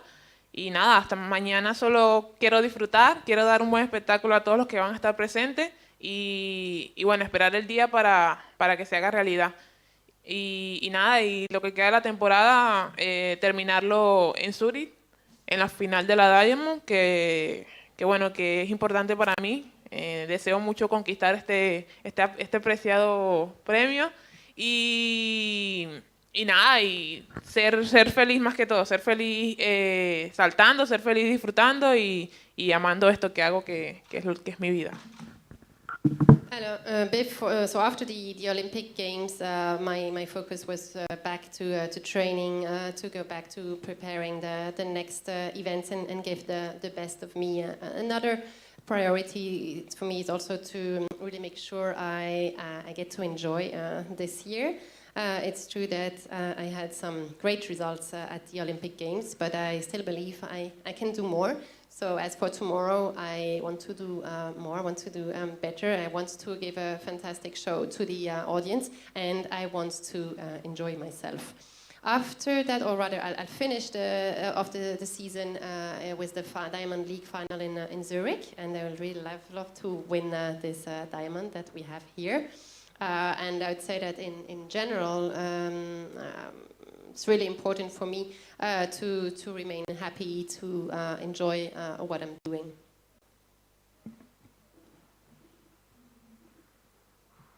Sir, still want no? Ryan, could I just ask, you're now victorious in 21 successive finals, I think, going back to that very narrow World Championship 1 centimetre defeat in that classic competition. Could I just ask a little bit about the mentality of that? Do your rivals, do they go out and think, oh, this guy's invincible? Or is there any part of yourself who is driven by the fear of losing at all? Or what's it like mentality-wise for you? Yeah, so great question. For me, I don't really think about the win streak so much. Yeah, I didn't know that it was they asked me at Prefontaine going in that I didn't realize it was 20 at that point. I don't really follow so much how many. I'm not a huge fan of win streaks for me personally. Every time I go out, I'm trying to compete as best as I can and throw as far as I can. If those, kind of like in Doha, I threw a lifetime best in the 6th round, and it ended up being 1 centimeter short. But I can't really be too disappointed with that because when the pressure was on, I did something I'd never done before. So I can't be too disappointed with that. And so every time I go to compete, I'm trying to throw the farthest I can throw. And if I can get a PR, that's great. The fun thing about that at this point is that if I get a PR, it's a world record. So that's exciting. I feel like that almost makes it easier to move the world record out. But I know the guys that I'm competing against are very hard workers and excellent competitors. So they make me work hard and have to throw far to win. And so I feel honored to be able to put together a win streak like that. But it's definitely not something that I'm really focused on meet to meet, day to day, and if I hopefully can keep my mind right, maybe we can build on that win streak. Alors je prends chaque compétition comme elle vient et je me concentre dessus pour donner le meilleur de moi-même. Donc vous me parlez de ma série de 20 victoires, donc ça c'était avant Préfontaine, je ne le savais pas en fait puisque je me concentre plus de compétition en compétition. Mais bien sûr, ça me réjouit parce que je sais que je concours contre de la concurrence extrêmement affûtée et très forte et des gars qui travaillent très très dur, donc ça me fait plaisir. Maintenant, par exemple, à Doha, c'est un bon exemple où j'ai fait mon record personnel au 6e essai. Il m'a manqué 1 centimètre pour l'or. Je ne pouvais pas vraiment être déçue puisque j'avais quand même fait le mieux de ma vie entière. Donc voilà, j'essaie vraiment toujours de voir ce dont moi je suis capable. Maintenant, ce qui est sympa lorsque vous avez le record du monde, c'est que la prochaine fois que vous battez votre record personnel, ça signifie que vous battez aussi votre record du monde. Donc ça, c'est assez sympa, c'est vrai. Yes. Rojas, did you speak with Ingesia Kravets after the record? ¿Has hablado con Ingesia Kravets después de tu récord? Bueno, hasta ahora me encantaría poder hablar con ella. Es un gran placer para mí poder decir ahora que he roto el récord de Ingesia Kravets, que tenía 25 años, que es la misma edad que tengo yo ahora mismo. Eso me gustaría conversarlo con ella directamente, pero sé que en algún momento me voy a encontrar y podré entablar una conversación con ella y decirle que ha sido la inspiración para mí para poder romper su récord. I would really love to meet her and to talk to her. I haven't done so yet, but I would love to see her and tell her that she's been such an inspiration for me. What is incredible is that her record lasted for 25 years, and 25 years is my age. So it's really incredible for me to have been able to take her record, and I would love to share a few words with her about that. Yulimar, how far are you concerned with what? Do you go back sometimes to Venezuela, to your country? When was the last time you go back? Do you have the wish to go back there? And how far are you concerned by the events in your country? What do you think? ¿Regresas a Venezuela de vez en cuando? ¿Cuándo es la última vez que fuiste a Venezuela? ¿Y puedes decir algo sobre la situación? ¿Es algo que te parece muy preocupante? Bueno, voy muy poco a mi país porque resido en España y me preparo allí directamente todo el año. Estoy con mucha ansiedad de ir porque después de los Juegos Olímpicos mi participación, la participación de Venezuela fue increíble y me convertí en la primera mujer en ganar una medalla de oro olímpica para Venezuela, y eso ha sido una felicidad para todo un país que, bueno, que es verdad que no está en un buen momento por toda la situación socioeconómica y todo eso. Pero bueno, somos felices porque podemos dar lo mejor de nosotros y podemos levantarnos y luchar por un país que es hermoso y que cada día lucha por salir adelante a pesar de todas las dificultades que se presenten. It's hard for me to go back to Venezuela very often because my home base and where I train all the time is or has been in Spain now. I'd love to go back though because I was the first Olympic female gold for Venezuela, and I know that people were so happy about my performance. I'd love to share that with them. It's true that the current situation is not easy. It is hard indeed. But I'm happy that I'm able to get up every morning and fight for such a beautiful country. Thank you very much, Yulimar and Ryan. If you want to go to continue this speech 5 or 10 minutes, you can go outside with journalists and the two athletes for some more minutes, one-to-one interviews, if you like to. I invite you to go outside if you like and continue. Thank you. Thank you.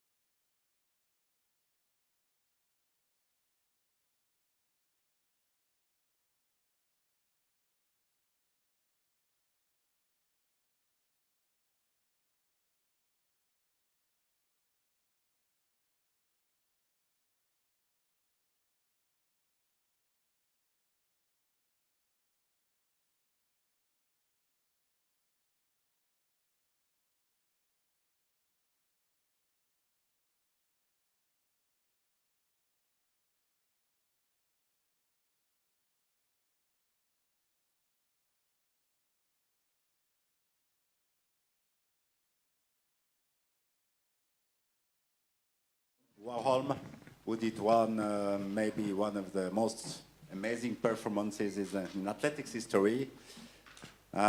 Really, it was stupendous. It was yeah.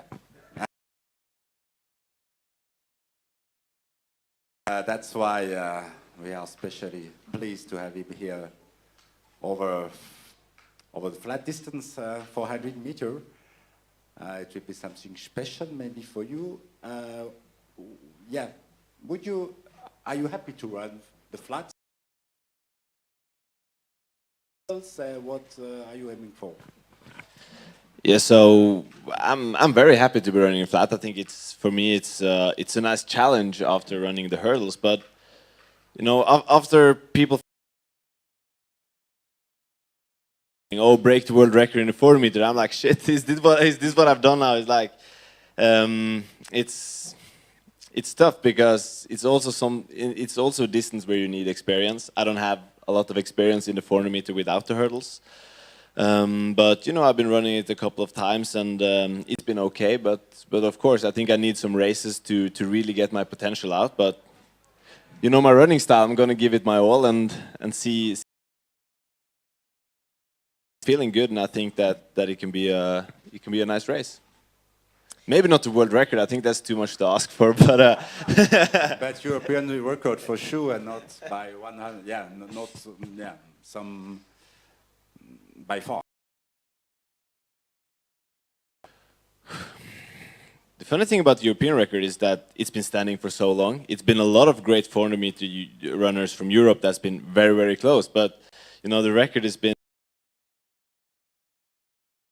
We can't touch it, but I think it's possible on a good day. So the thing is to see if I still have, you know, the drive and have the same motivation. Because in Tokyo, you know, you are putting up for the shape to be perfect, and afterwards you get a bit tired because you know the big thing that you've been just trying to get back on my feet and get back to being motivated, and that's why I think it's good for me to be running without the hurdles, because it's a new challenge, and yeah, it's gonna be fun to do it, and also to be running against some other guys that I usually don't run against. So you know, about the record, I don't want to comment on that because I think that time will show. Literally, you know, that's what being is for. You know, that's why we run. It's to see how fast we can go. Translation by Judith, please. Good luck. Je suis super content d'être ici sur le 400 mètres plat et pour une fois de faire une course sans les haies. C'est un super défi pour moi et je suis vraiment très content de le relever. J'ai beaucoup moins d'expérience sur 400 mètres, donc c'est un peu difficile à dire. Ce qui est être réaliste, j'ai fait différentes bonnes courses, mais j'ai besoin de davantage de courses sur le plat pour vraiment avoir exploité tout mon potentiel. Donc le record du monde, je pense que c'est un petit peu exagéré de l'attendre pour demain, même si c'est vrai que lorsque j'ai annoncé que je faisais le 400 mètres plat, j'ai reçu passablement de messages qui me disaient « Ah waouh, alors tu vas pour le record du monde ». Là, je me suis dit « Oups, c'est ce qu'on attend de moi maintenant parce que je l'ai fait sur le haies, mais à 400 mètres plat, c'est quand même une course un petit peu différente ». Parlant du record d'Europe, dans un très bon jour, ce record pourrait être faisable, mais ce record, il existe depuis tellement longtemps, c'est devenu une vraie légende. Et ce qui m'impressionne, c'est qu'il y a quand même eu beaucoup de bons coureurs de 400 mètres plats européens toutes ces dernières années qui s'en sont beaucoup approchés et personne ne l'a battu. Donc vraiment, ce record est légendaire. Sinon, ce que je voulais encore dire, c'est que le fait de courir sur 400 mètres plat, ce qui va être génial aussi, c'est d'affronter des adversaires dont j'ai moins l'habitude, que je côtoie beaucoup moins. Ça va être un grand plaisir, c'est une grande motivation pour moi aussi. Et puis là, après Tokyo, c'est vraiment sympa de partir sur une nouvelle motivation, de pouvoir se reconcentrer sur quelque chose de nouveau après les Jeux, qui est quand même clairement votre objectif de la saison. You have a good memory. Good communicator. Can you imagine in the future to combine both events? I don't know, in some way, because, for example, Michael Johnson said on BBC, to be on the top of the greatest, you have to master two events. Yeah. What are your thoughts about this? I think the events are quite similar in some way. I don't think you can go faster with the hurdles than without the hurdles. So you need to be quick over the hurdles 100%. And you know, I won the European Indoor Championships over the 400 meters. So I did it before, but it's very tough to combine in one championships because it's a lot of lactic acid. I can assure you. I tried to combine those two in 2018 in Berlin. And if anybody's seen the 400-meter final at the end, they know what I'm talking about. It wasn't quite good from my side, but you know, hopefully in the future, I will be able to do both. And I think after what I did in the hurdles now, it will be more natural for me also to try another event even more. I think the hurdles will always be my main thing, but I'm probably going to do some 400-meter without hurdles more than I did in the past. Bon, ben, ces donc 400-400 mètres, ce sont deux disciplines qui ont quand même des différences. Elles sont similaires, certes. Je crois que ce qu'on peut dire, c'est qu'on ne sera jamais plus rapide sur 400 mètres et que sur 400 mètres plat. En ce qui me concerne, sur le plat, ben, j'ai eu des bons résultats. J'ai notamment gagné les championnats d'Europe indoor, mais je sais aussi combien il est difficile de combiner les deux en grand championnat, parce que, croyez-moi, cela implique beaucoup d'acide lactique. Pour ceux qui m'ont vu courir au championnat d'Europe en 2018 à Berlin, j'avais essayé de combiner les deux. Eh bien, vous voyez ce que je veux dire. Bon, ceux qui m'ont vu courir sur les derniers mètres, sur le 400 mètres, c'était pas trop bien passé pour moi. C'était vraiment extrêmement difficile. J'espère qu'à l'avenir, je pourrai combiner les deux disciplines.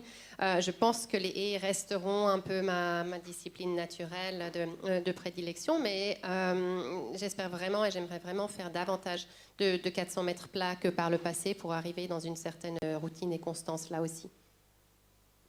Maybe one more question, and after I will open the floor. What can be your next big challenge, actually, after this race? It will be difficult to top that, but maybe, yeah, you enjoy this, of course, but if you think further, what can be your next big challenges? To repeat? So yeah, I think what's better than one gold medal is 2 gold medals, and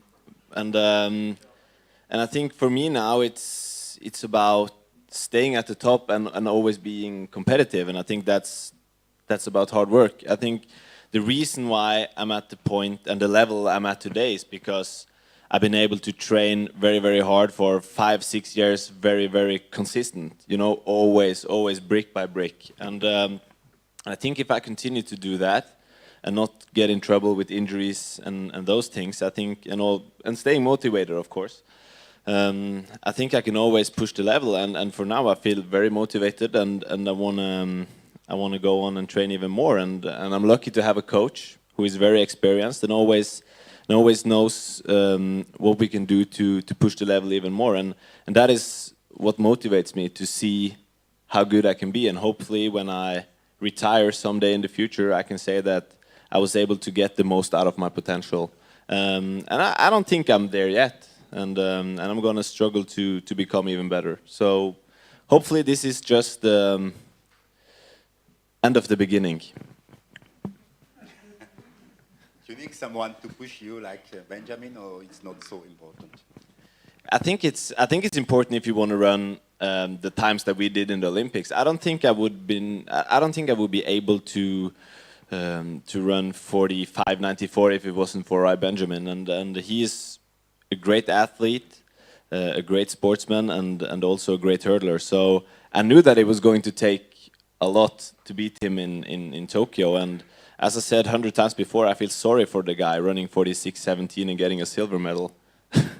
I should split it, but I think competitors and knowing that someone always wants your position is something that keeps you on your toes and motivating you to do even more. Qu'est-ce qui est de mieux qu'une médaille d'or? Eh bien, 2 médailles d'or. Mais mon objectif principal, c'est aussi de rester au niveau qui est le mien actuellement. Et pourquoi suis-je à ce niveau actuellement? Parce que j'ai pu travailler très dur et avec beaucoup de constance ces 5-6 dernières années.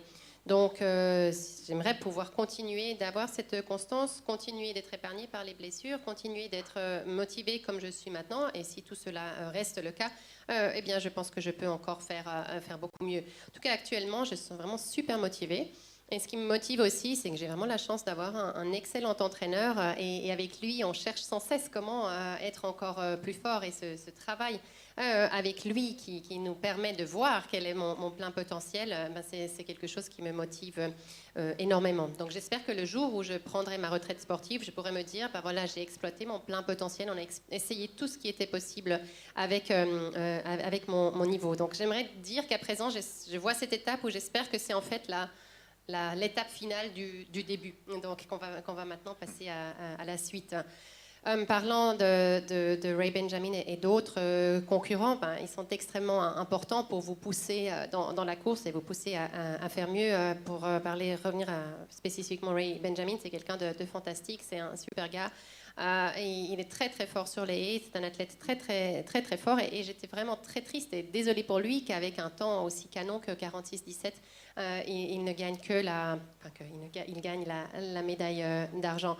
Donc c'est vraiment cette concurrence-là aussi qui nous pousse sans cesse à être aussi forts. Please feel free to ask questions. Yes.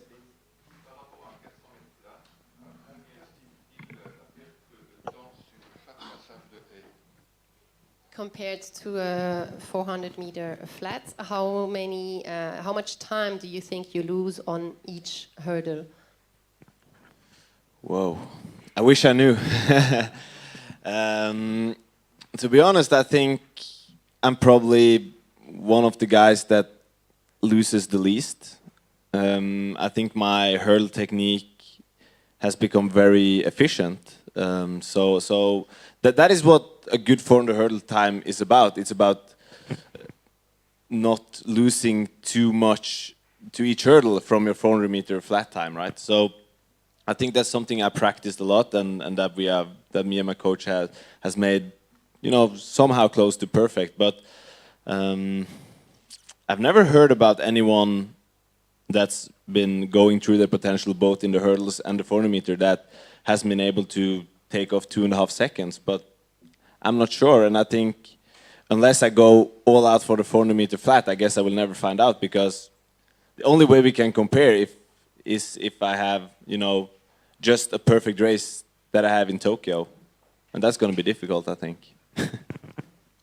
Bonne question et difficile de vous donner une réponse. La seule façon d'avoir cette réponse, ce serait que je fasse une course de 400 mètres plats aussi parfaite, dans des conditions aussi parfaites que ce qu'on a connu à Tokyo.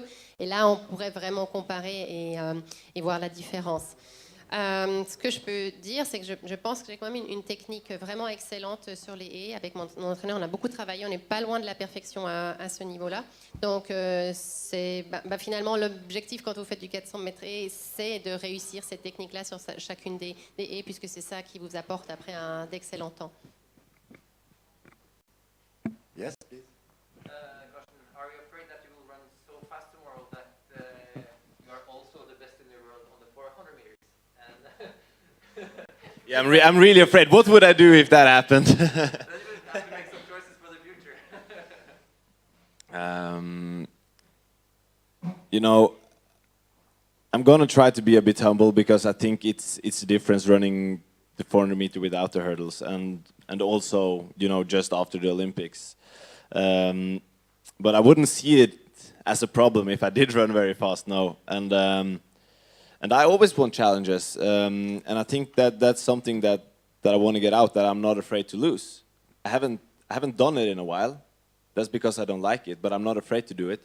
I'm always going to take on a challenge, and in the future I'm going to try other events as well, because, you know, that's how my love for the sport started. You know, I did combined events because I love doing all events, and if I can be good on the 400 meter without the hurdles as well, that is something that probably will just motivate me to compete even more and to try to push the limits there as well. Vous me demandez ce qui se passerait si je courais tellement vite au point d'être un des meilleurs sur 400 mètres demain soir aussi. Grand problème, effectivement. Non, je plaisante, ce serait évidemment génial d'être aussi fort sur 400 mètres plat aussi. Maintenant, j'y vais quand même avec une certaine humilité. J'ai beaucoup de respect pour cette distance parce que c'est vraiment deux courses différentes. Et donc, voilà, on ne peut vraiment pas comparer et s'attendre à ce que je sois aussi fort. Ce que je peux te dire, c'est que j'aime les défis et je n'ai vraiment pas peur de perdre, ou bien plutôt de moins bien performer. Donc je vais tout donner et voir ce que ça donne. Selon mon succès, cela pourrait aussi me motiver à faire de nouveau d'autres disciplines, puisque par le passé, j'ai fait des épreuves combinées. J'ai un passé là-dedans. J'aime cette variété dans l'athlétisme. Donc, pourquoi pas essayer ou revenir à mes sources sur différentes disciplines. Close to 7,800 points, I guess, no? What? Decathlon. 7,800, but it was for the junior though. So, you know, as you can see, I'm not a thrower. J'avais fait 7800 points au décathlon en junior, par contre. Puis, comme vous le voyez, j'ai pas tout à fait le physique d'un lanceur. Yes, please. Oh, I have the mic. Okay. Hi.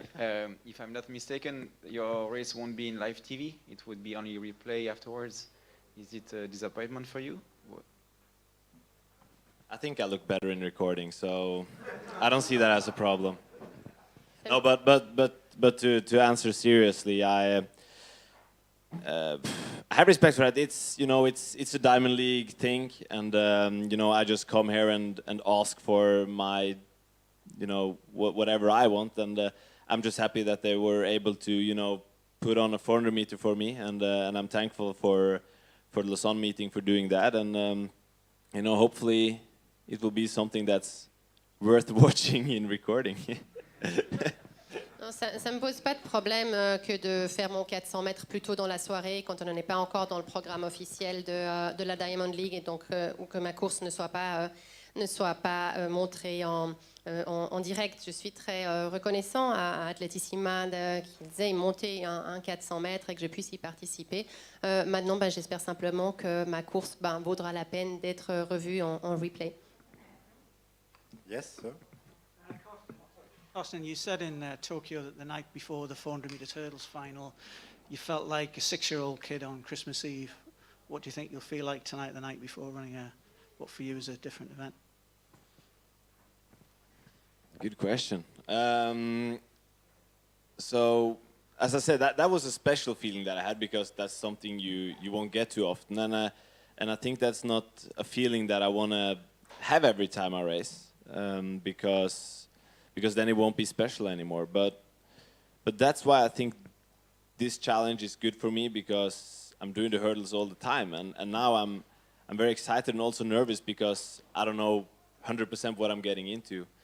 So I can actually feel already that I'm a bit nervous, and that's good, because often, like post-championships, I don't have that feeling. So right now it feels like a good choice, but hopefully I will get some sleep, because I work much better when I get to sleep. And tomorrow we race the evening, and I prefer that.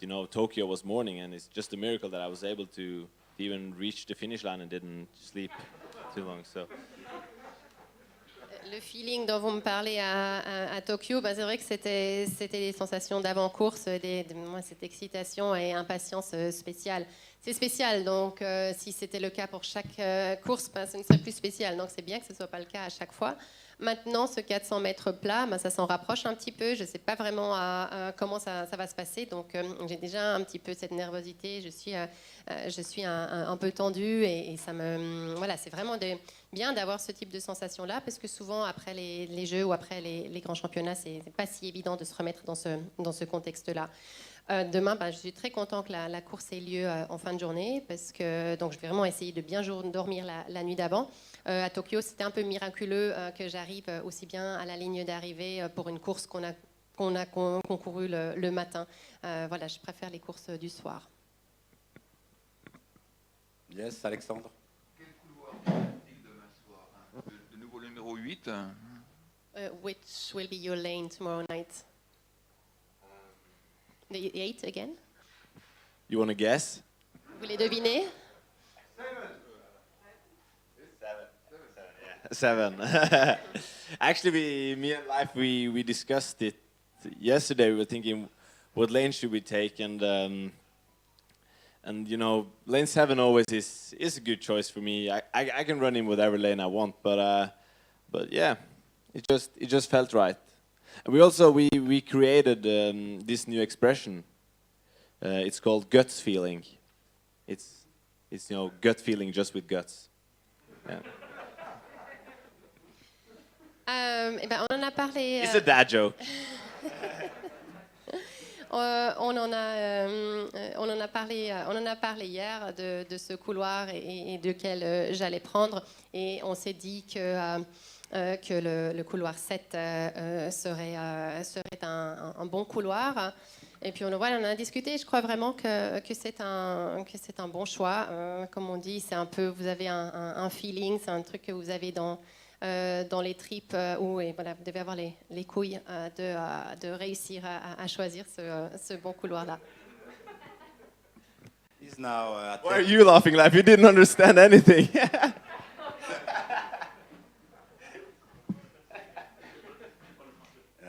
Is now athletics more popular than cross-country skiing in a way, with Jakob and with you and Jakob? In cross-country skiing? Yeah, and athletics is the #1 now, in your way? Oh yeah, oh. I thought you were asking if we were going cross-country skiing. With the biggest, no. With the biggest sports star, is it you now in Norway? It's hard to tell. You should ask this guy, you know, from Norwegian television. But what for me, I can say 100% that the attention has grown much in the last year, and also after Olympics, with both me and Jacob doing the results that we did, I think people really has got their eyes open for track and field, and it's a sport that Norway has a great history in. You know, there's been a lot of people before us, so I'm really proud that me and Jacob can, you know, deliver these results, and that people in Norway can get to watch great Norwegian track and field. So I don't think anybody can go past the cross country skiing, but we're gonna try. I'm not sure. It's hard to tell. En Norvège. It's traditions, you know. But they won't. I guess it was the biggest achievement by a sportsman in history in Norway. Some newspaper wrote something like this. I've heard that, yeah.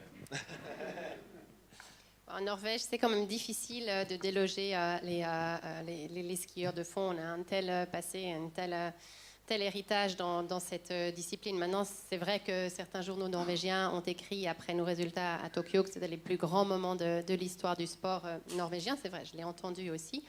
Maintenant, thank you so much. Maintenant, en Norvège, on a quand même une grande tradition dans l'athlétisme. On a beaucoup d'histoires, on a beaucoup d'excellents champions par le passé. Et maintenant, je suis très content que Jacob et moi, on réussisse à faire revivre l'athlétisme en Norvège, et puis qu'on puisse réussir de tels résultats et réjouir les gens. If you have more questions, and I invite you to one last one, and now I invite you to go outside for more minutes with Carsten, if he agrees. Would be fun. Would be great. Yes, please. Yeah, Carsten, we asked Jacob earlier about a potential dream team for the distance medley relay made of him, you, Enric and Philip. He said yes if that makes you win Olympic gold. What do you think? Then yes for me too. You know, if he is in, I'm in. No problem. What's the world record? I have to check. Si Jacob et les frères Ingebrigtsen sont partants pour faire ce relais dont on parlait avant ensemble, moi je suis tout à fait partant aussi. Dites-moi, c'est quoi le record du monde? That would make a great Olympic relay, wouldn't it? Yeah. Super relais olympique, ouais, clairement.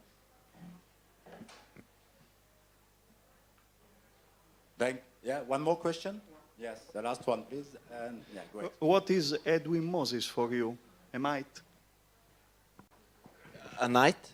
No, a mite. What is for you Edwin Moses? Oh, he's a legend in the sport that I'm doing, and you know, he ran great. So I've been talking to him a couple of times. I actually met him the first time before winning my Diamond League. I heard something about he said that he would beat me if he had the same technology. So I'm not sure.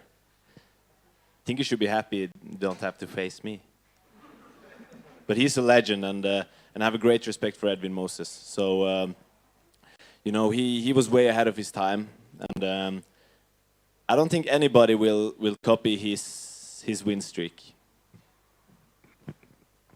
Edwin Moses, c'est une légende de ma discipline. C'est un très grand monsieur. J'ai énormément de respect pour lui. Je lui ai parlé quelques fois. Je l'ai notamment rencontré avant ma victoire en Ligue de Diamant.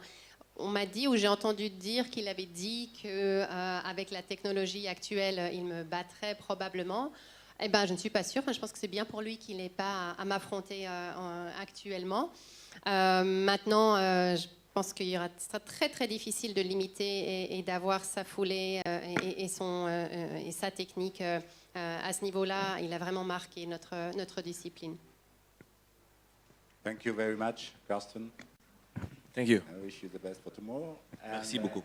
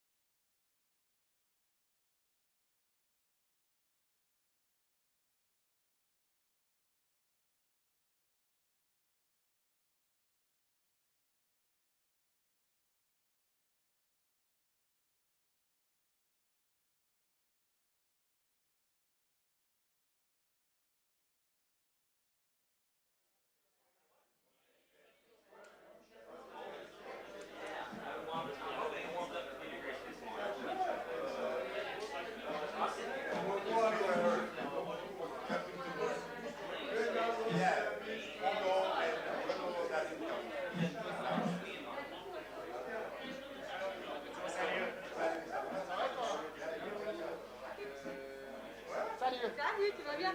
Oui, merci.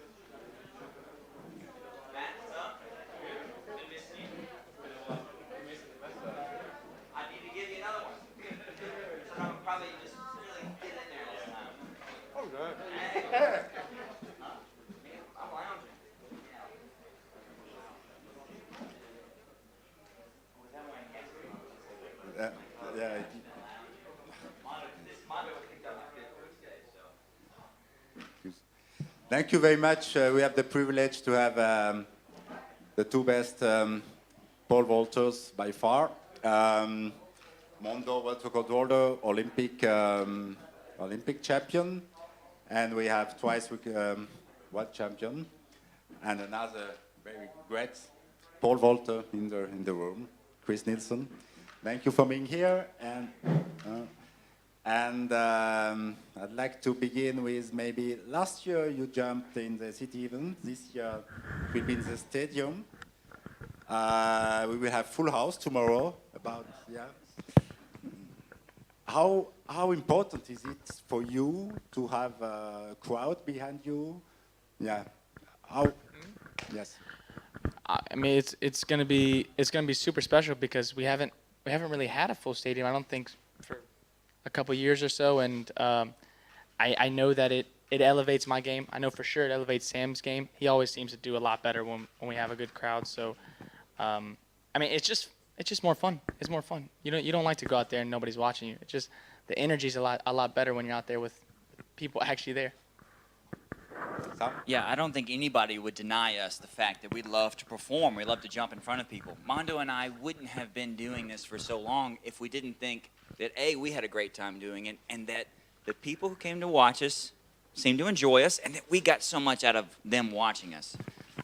It takes your level to the next, your game to the next level. I think at the Olympics, Mondo would have told you, I would have rather had 50,000 screaming fans, and that amazing performance that he had to win would have been even better. Perhaps the whole field would have even done better because the crowd is it really gives you something extra. Now, we had a great street event here last year, and we had a ton of people watching us in the center of town, and we both jumped really well because of it. Alors, première réponse de Mondo, c'est vraiment très spécial de performer devant un stade plein parce que ça vous pousse tous à être nettement meilleurs et puis vous profitez vraiment de l'énergie de la foule. Une réponse de Sam. L'année dernière, c'était vraiment très sympa aussi d'avoir ce City Event où on avait déjà du public. Maintenant, courir devant un stade plein, comme Mondo l'a dit, l'énergie est tellement différente, c'est vraiment incroyable. Et prenez par exemple l'exemple aussi de Tokyo, mais je pense que si on avait eu des spectateurs, Mondo aurait encore été encore plus fort et peut-être que tous les athlètes auraient été encore meilleurs devant autant de spectateurs. C'est vraiment une énergie qui nous fait nous surpasser, aller au-delà de nous-mêmes. Mondo, you have been so consistent every time, as I guess 26 times over 6 meters overall. How do you reach this consistency, and with what performance would you be happy tomorrow? I guess another 6 meter would be nice. Yeah. But I mean, I don't know. I think that in our sport, it's super mental. It's super mental. So once you get over a barrier and you start feeling comfortable over a barrier, it just feels like you can continue to keep doing it. And so for me, when I started to make 6 meters a little more regularly last year, I figured out what I had to do to make it, and I just kind of went out there and just did the things that I knew that I could do. So it's a really mental sport, and I think that a lot of these numbers can feel big for people, and I think that even if they're capable of it, they think that they're not. And so once I started getting comfortable with the heights that I'm jumping now, I felt like from there it's just got to go out there and just got to do it. Demain, je serais content si je passais une nouvelle fois les 6 mètres. Ce serait fantastique. Je crois que dans notre sport, le mental est vraiment décisif et capital. Une fois que vous avez intégré des choses, que vous savez que vous en êtes capable, vous commencez à voir les barres en vous disant, voilà, celle-là, je vais la passer aussi. Donc plus vous faites et plus vous réussissez. Et il y a certainement des choses dont d'autres athlètes seraient capables aussi, mais parce qu'ils ne l'ont encore jamais fait, ils ne savent pas qu'ils en sont capables et donc leur mental est un peu moins présent. Sam, it will be your first competition since the beginning of July, I guess, I think. Yes. Do you feel now more motivated or less motivated after the ban? You were banned from Olympics because of this craziness? Well, I will tell you this. You've told Mondo how consistent he is above 6 meters, and he has proven that every time. He's had to continue to prove that so you would ask him the question. My life in this sport has been a constant state of proving yourself. This sport is a proving ground. You prove yourself until you can't anymore, and then you retire. I think Carson might have hinted at something like that in his press conference a minute ago. He says, this sport asks the most of you. It asks you to risk your mind, body, and spirit all the time. It always hurts me when people tell me how much I can't risk for my future. And that's why the Olympics hurt. Because they say, your level of risk is not ready for our Olympics. And I said, well, I guess you can't have me anymore, which stinks. But when I come to places like Lausanne, this is where you cut your teeth. This is where you want to prove yourself, a proving ground once again.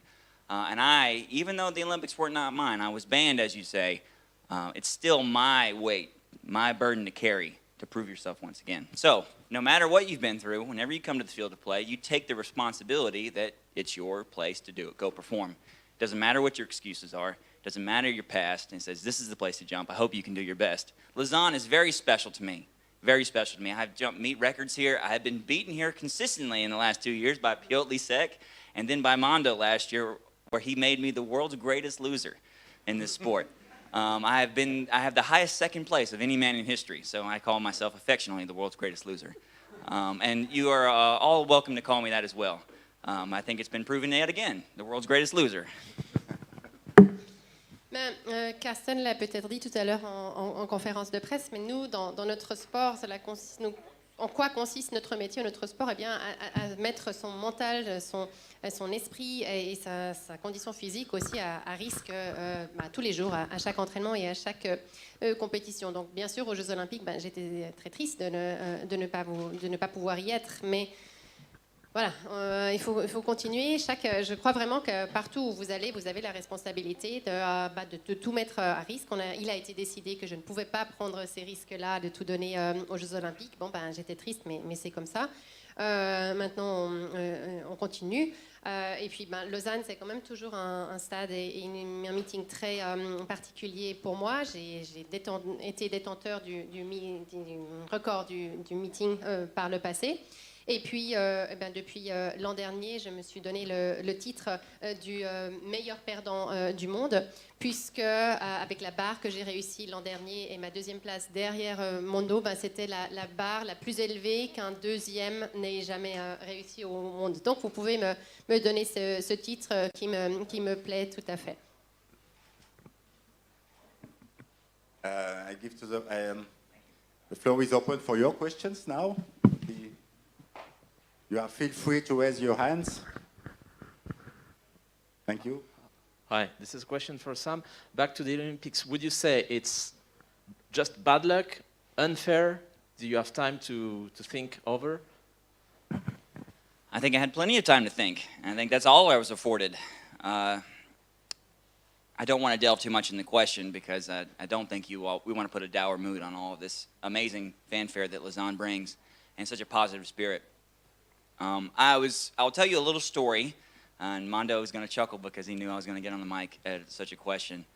I was in the back of the bus with unnamed people, headed home from a team meeting at the Olympics, and an old athlete, one that I respect. He's got a ton of experience. He says, Sam, if your goal is to have a career in the sport, you want to be a career athlete, understand that sometimes a career athlete's journey is not a champion athlete's journey.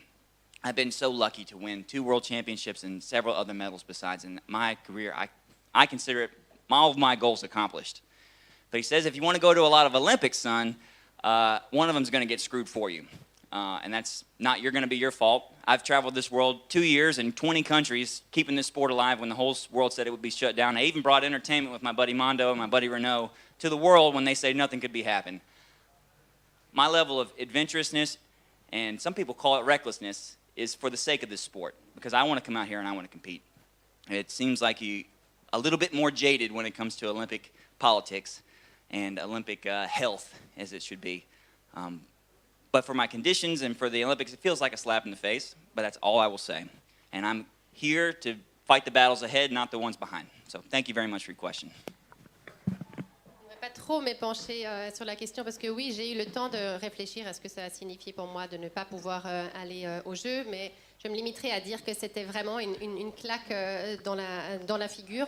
Mais je n'aimerais pas trop y revenir, je n'aimerais pas parler du passé, mais nous concentrer maintenant sur l'avenir.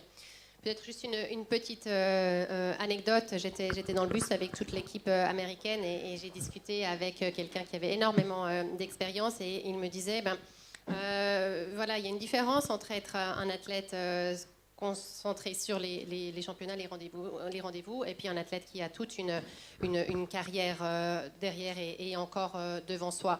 Donc j'y ai pensé, je me suis dit, moi, toutes ces dernières années, j'ai gagné 2 championnats du monde, 7 médailles, j'ai fait le tour du monde avec Mondo, avec Renaud Lavillenie. On a vraiment créé quelque chose pour ce sport. Donc voilà, maintenant c'est comme ça. Comme je l'ai dit, c'était une baffe, mais maintenant on va de l'avant. Et je ne voudrais pas m'épancher sur le sujet non plus, parce que Lausanne, l'énergie est tellement positive ici que je crois que c'est vraiment ce sur quoi nous devrions nous concentrer maintenant. More questions, please?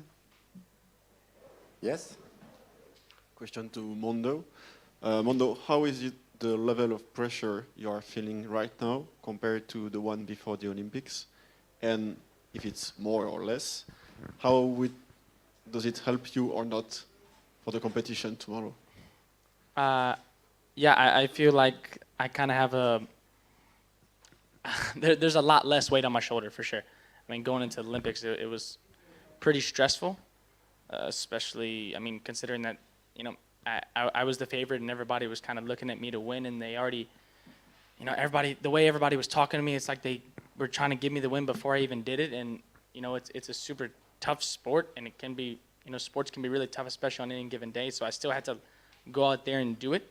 So that's kind of was the really stressful part of being the favorite, going into the meet. So, you know, now that the Olympics is gone, I feel like I can just breathe. I can just breathe again, and now I feel pretty chill now. I feel like, you know, now I did what was needed to be done, you could say, and you know, now I can just come out here, jump against Sam again finally, and yeah, just try to go out there and jump high and try to win some competitions. Really nothing other than that. Didn't feel like, you know, I feel like it was almost more something that I just had to do rather than, you know, what it was. Oui, maintenant j'ai vraiment beaucoup moins de pression sur les épaules, parce que c'est vrai que avant les Jeux, il y avait beaucoup de stress, beaucoup de pression, et les gens me parlaient comme si finalement mon titre avait déjà été obtenu, comme si c'était facile, que de toute manière c'était moi qui allais gagner, alors que ça reste difficile, quoi. Enfin, ça reste. Donc ce n'était vraiment pas gagné d'avance. Et donc maintenant que c'est fait, que j'ai exécuté pour ainsi dire, je suis contente de pouvoir continuer de sauter, essayer de sauter haut, retrouver mon ami Sam, et puis continuer à se faire plaisir et puis à réussir de bons résultats. Yes. Mondo, is it possible for you win other 3 Olympic Games? Just you are so young. It's impossible, or is it possible? Oh, do I want to win 3? Yes. Well, I got to win 2 before I win 3. I mean, that's it. Yeah. Gagner 3 Jeux Olympiques un jour, 3 titres, bah oui, pourquoi pas, mais il faudrait commencer par gagner le 2e.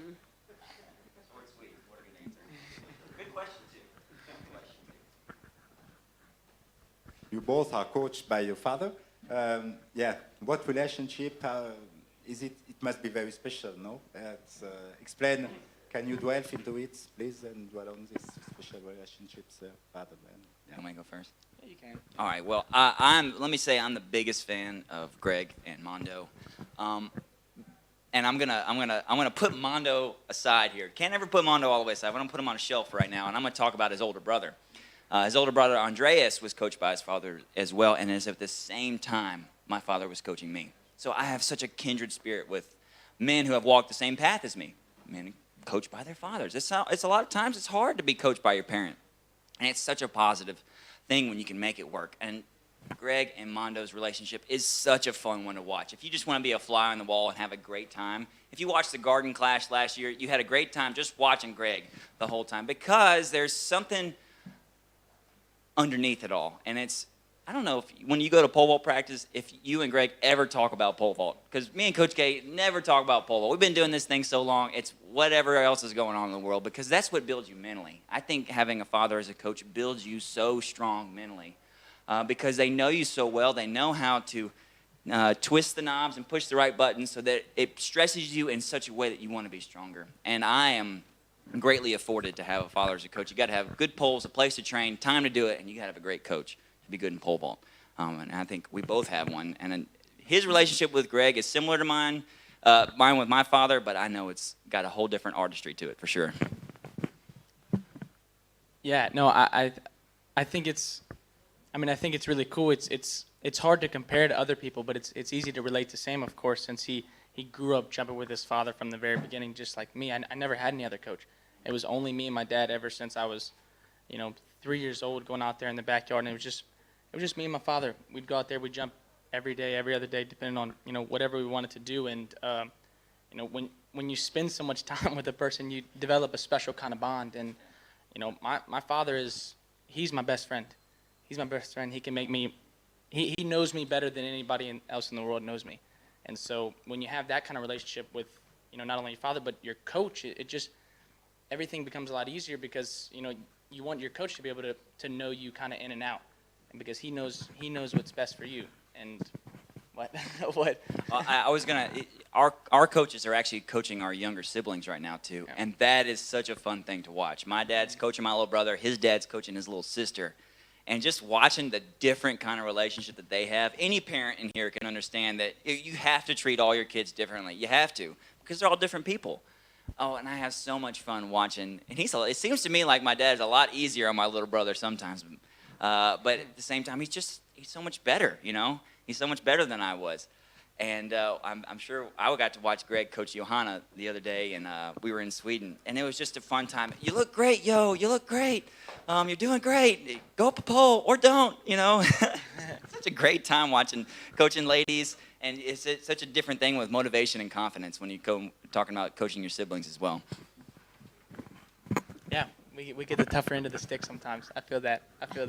Oh, and when you get to the big show, if your dad's there at the Diamond League final, let him drink a beer while he coaches you. You gotta let him drink a beer while he coaches you. Buy him a beer, okay? He needs that for sure. They gotta have it. It's out. way more stressful for your parents than it is for us. Any question you're gonna ask us, they're like, oh man, I was way more stressed. I tell you what, after this Olympics thing, nobody was more worried about it than my old man was, and I know he's my #1 dog in the fight anytime I want to go somewhere. You have the little ones, the ambition to become champions like you, or the potential maybe? Well, when you talk about your younger siblings, you realize the secret of this sport is you can't want it for somebody else. My dad would have never been a great coach for me if he wanted me to be a champion. He wanted me to get what I wanted out of this sport, and I wanted a career.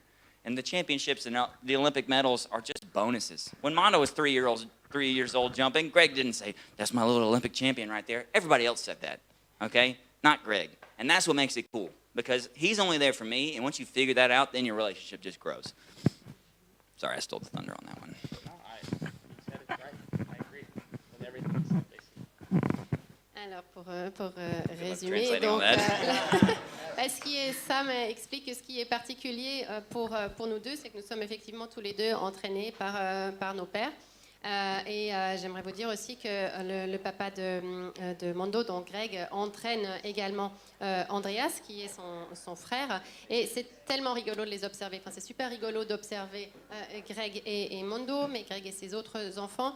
Et puis, alors je vais vous parler de moi dans un instant, mais nos pères entraînent à présent aussi mon petit frère et la petite sœur de Mondo. Et là, c'est tellement intéressant d'observer aussi cette dynamique et de voir que vraiment chaque enfant est différent et qu'il faut appliquer quelque chose de différent pour chaque enfant. Donc des fois, je me dis que mon père est plus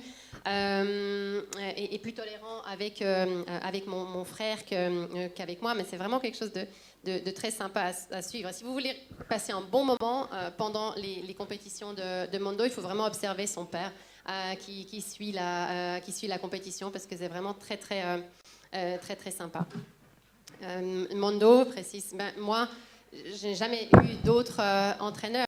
Depuis que j'ai 3 ans, on s'entraîne ensemble à peu près tous les jours dans la cour derrière chez nous. Et puis, forcément, quand vous passez autant de temps avec une personne aussi spéciale, ça crée vraiment un lien très très spécial. Et mon père est mon meilleur ami, c'est celui qui me connaît le mieux au monde. Et quand vous vous entraînez, vous voulez que votre entraîneur vous connaisse particulièrement bien. Donc, quand votre entraîneur est votre père et qu'il vous connaît aussi bien, c'est juste vraiment, fantastique. Une note de Sam encore.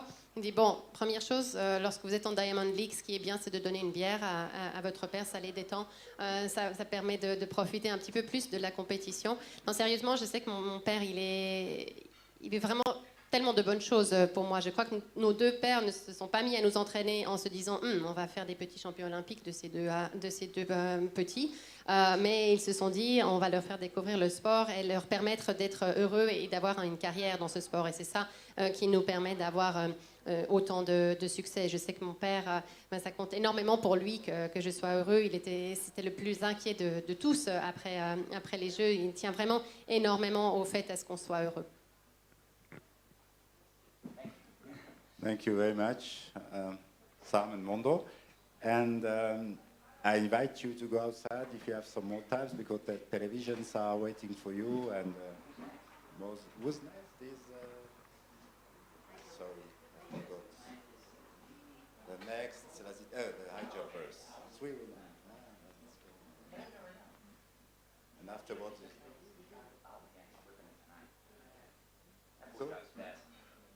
do you have more questions? So please, you can go outside with the 2 athletes and ask more, one-to-one, and with the television. Thank you very much for being here.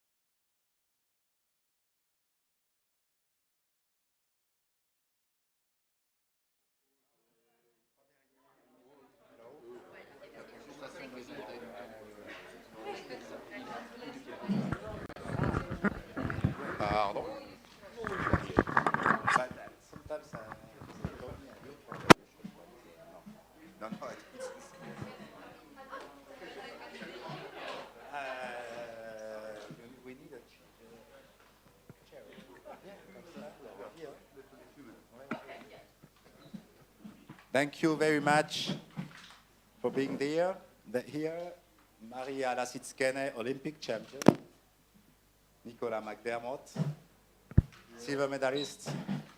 And Valentina Mahuchikh, Yaroslavas, excuse me, from Ukraine and bronze medalist. First time in Switzerland, I guess, I've heard. This is true? Yes, What's your first impression of Switzerland? Oh, in Switzerland it's very beautiful view because we walked yesterday when come and it's very beautiful and calm. C'est la première fois que je suis en Suisse et ce que je peux dire jusqu'à maintenant, c'est que la Suisse est un pays magnifique et très calme. It was a very great competition. I was really amazed to see this competition. It was very emotional too. I saw some tears in some eyes, and it was for me special to see this in your event. For you, Maria, for example, I've very seldom seen you like this with emotional, and it seemed like to have been very special for you.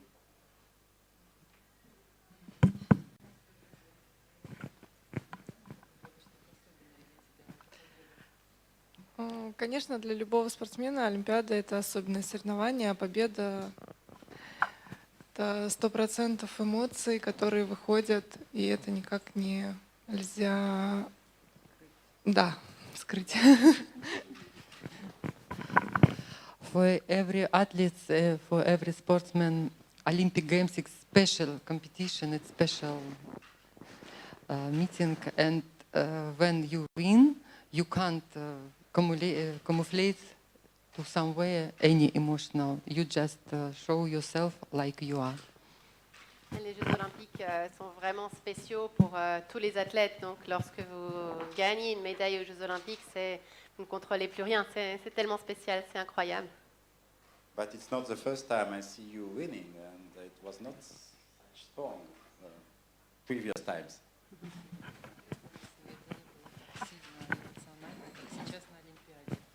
Потому что путь был очень сложный к этой Олимпиаде.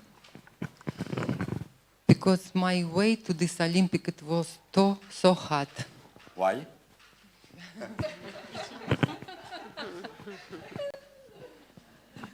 Я думаю, все знают почему. I think everybody knows why. Oui, pour Tokyo, c'était vraiment spécial. C'est vrai que c'est pas la première fois que je gagnais, mais cette fois, c'était tellement spécial parce que mon chemin pour arriver jusqu'à cette médaille à Tokyo était tellement difficile pour les raisons que tout le monde connaît. Nicola, you are in the shape of your life. How did you achieve such a performance? Now, and you make a very big progress the last times. What happened in your life, in your training?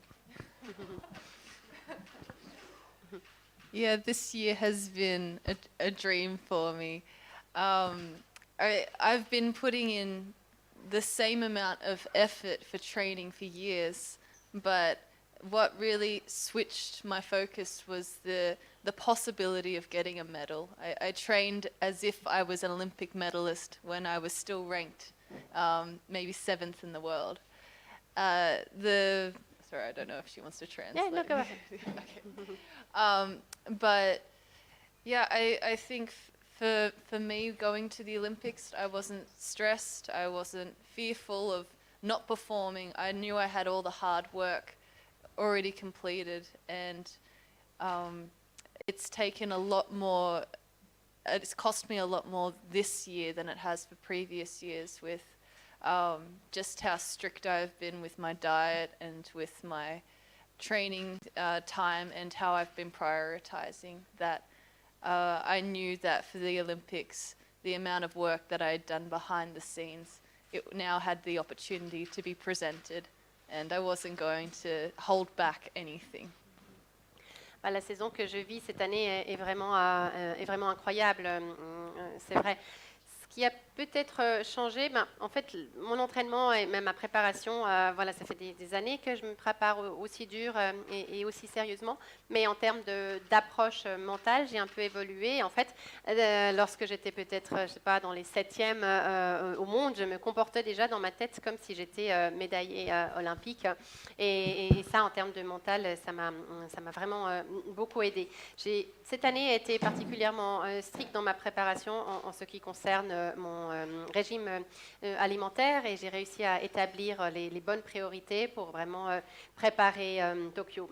Donc en fait, une fois que que je suis arrivée à Tokyo, je n'avais ni peur ni je ne me sentais pas du tout stressée puisque je me suis vraiment dit j'ai tout fait pour. Je me suis tellement bien préparée, j'ai travaillé tellement dur que maintenant c'est ma scène, maintenant c'est mon occasion de montrer tout ce dont je suis capable et j'étais vraiment impatiente de pouvoir le faire. Yaroslava, your bronze medal in Tokyo was more of a disappointment or a joy? I was very glad to be a part of Olympic in my 19 years old, and I'm enjoying the process, but maybe some emotional. It was to me so difficult because I have some problem before Olympic, but I'm enjoying atmosphere, I'm enjoying jumping with good girls, and it was a perfect time.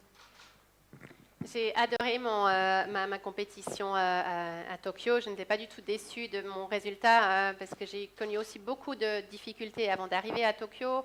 À 19 ans, c'est aussi très spécial. Et de pouvoir concourir contre des filles tellement sympas et où la concurrence est tellement bonne, ça a fait vraiment une compétition et un séjour extraordinaire pour moi. I will open questions. Give to the floor, but maybe one last question for all three, or maybe for Maria first. What do you think about the world record? When will you have? You don't like to, but you can. When will you have your next attempt? Я о нем не думаю. I'm not thinking about this. Just doing my job. Je ne pense pas au record. Je fais juste mon travail.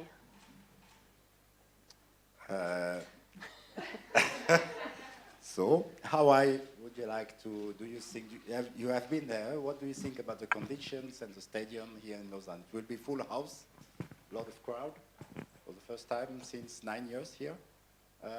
Yes, tell me something about this. If you like the crowd, how important is it in your competition? Всегда с большим восторгом приезжаю в Лозанну. Знаю, что атмосфера будет прекрасная, стадион отличный и компания вообще прекрасная. Так что я готова выкладываться на все 100%, чтобы показать достойный результат, как всегда. I like Lausanne so much, and the public and spectators always friendly, and I like all this atmosphere. Company of participated the girls, fantastic, and as usual, I will do my job for 100%. Comme d'habitude, je vais faire mon travail à 100%. J'adore Lausanne, j'adore les spectateurs et ce meeting. Et je suis aussi très très contente d'avoir de la concurrence aussi intéressante et aussi chouette demain. Nicola, in every competition, you retrieve your notepad to write on it. What do you write exactly on it, and why do you do this routine? Yeah, the notebook for me, I always rate myself out of 10 for the different parts of my jump. And I have done this since 2019 because I find it is a good way to focus on the next jump and a good way to coach myself when my personal coach can't attend the competitions. And then I write down the one thing I need to work on to focus on for the next jump. And that helps detach all the emotion and helps me focus. Donc après chaque saut, dans mon notebook, en fait, je mets une note pour les différentes étapes, pour l'exécution de mon saut. Et puis, je note aussi un point, un élément que je dois améliorer pour le saut suivant. C'est quelque chose que je fais depuis 2019.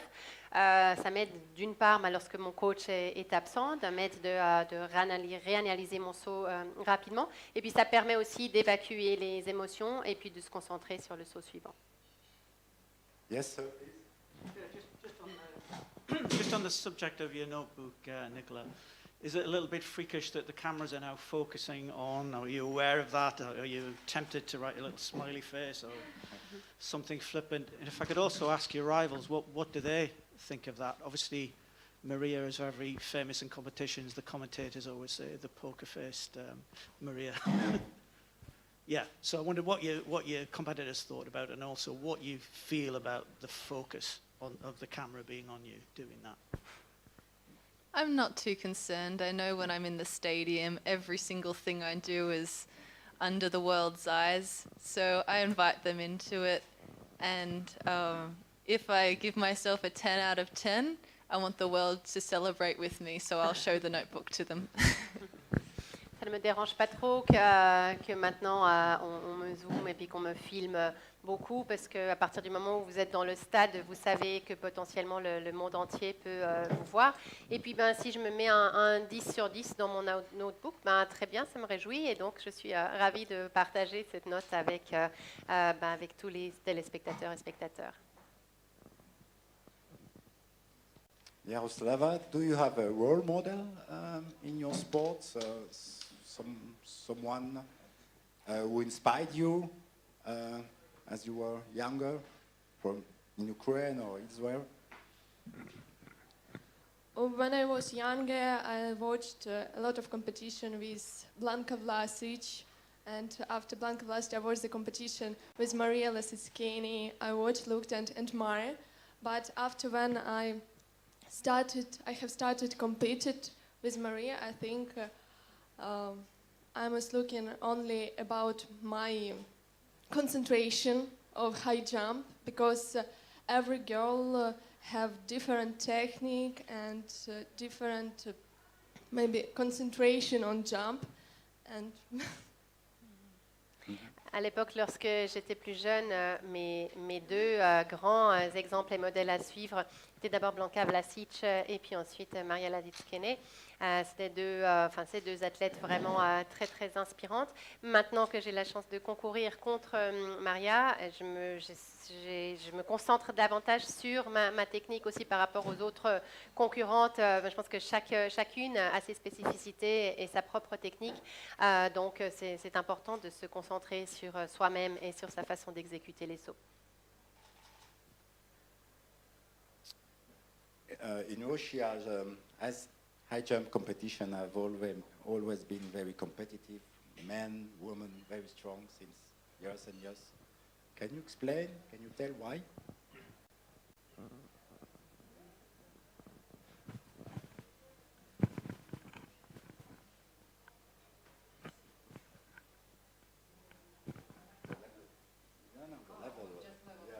A lot of champions.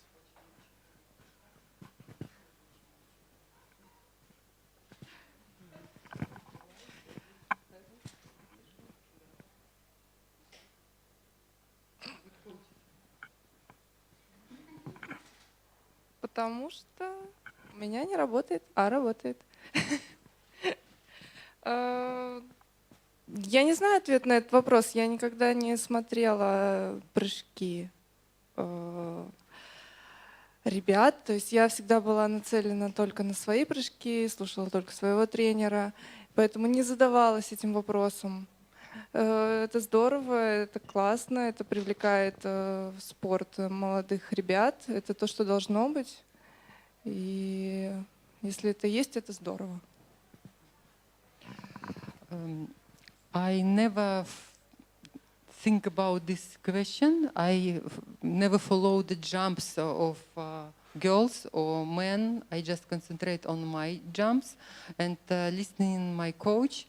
But I'm happy that we have so high level in Russia with high jump, and I'm just happy. And the young people, it's good example for them to come to athletics as well. Bonne question, je n'y ai jamais pensé et je ne m'intéresse pas en soi au niveau du saut en hauteur en Russie, que ce soit chez les hommes ou chez les femmes. Je me concentre sur mon saut et sur les propos de mon entraîneur. Maintenant, c'est une très bonne chose que le niveau soit aussi élevé et puis c'est très bien aussi pour les jeunes de voir et de prendre exemple sur ce niveau si élevé et de faire de l'athlétisme. Questions in the room? Yes.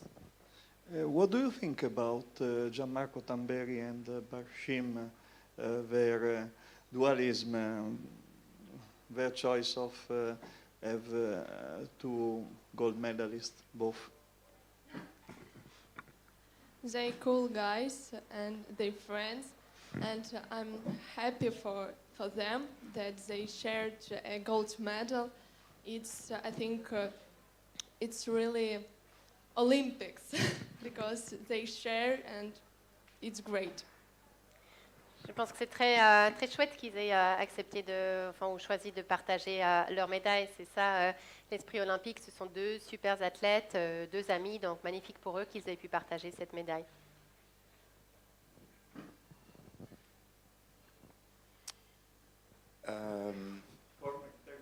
Yes.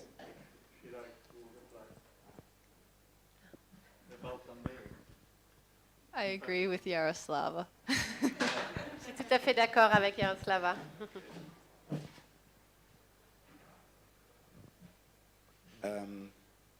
How important is your faith? You are Christian, evangelical Christian. It seems to be very important in your life. How can you, what impact does it have on your sport achievements? Yeah, I think in 2017 was the big moment of when I decided to pursue my faith over my sporting success. So whatever came with sport was always a bonus rather than my whole life's identity. And I found that was such a freedom because when I jumped, then I knew I had a greater purpose in life than just my success or my fame or what the world thought of me. And from there, I've increased my personal best from 14 centimeters from that decision since 2017. And every time I'm jumping, I feel most free because I know that God's with me. And it doesn't really matter what other people think of me anymore. I know that I'm loved, and I think that's given me no limits to how high I can jump now. En 2017, j'ai vraiment décidé de mettre ma foi au-dessus de mes performances sportives et de me dire que les performances sportives et ces résultats sont essentiels, mais il y a encore beaucoup de choses tellement plus importantes dans la vie et dans notre mission, dans nos existences.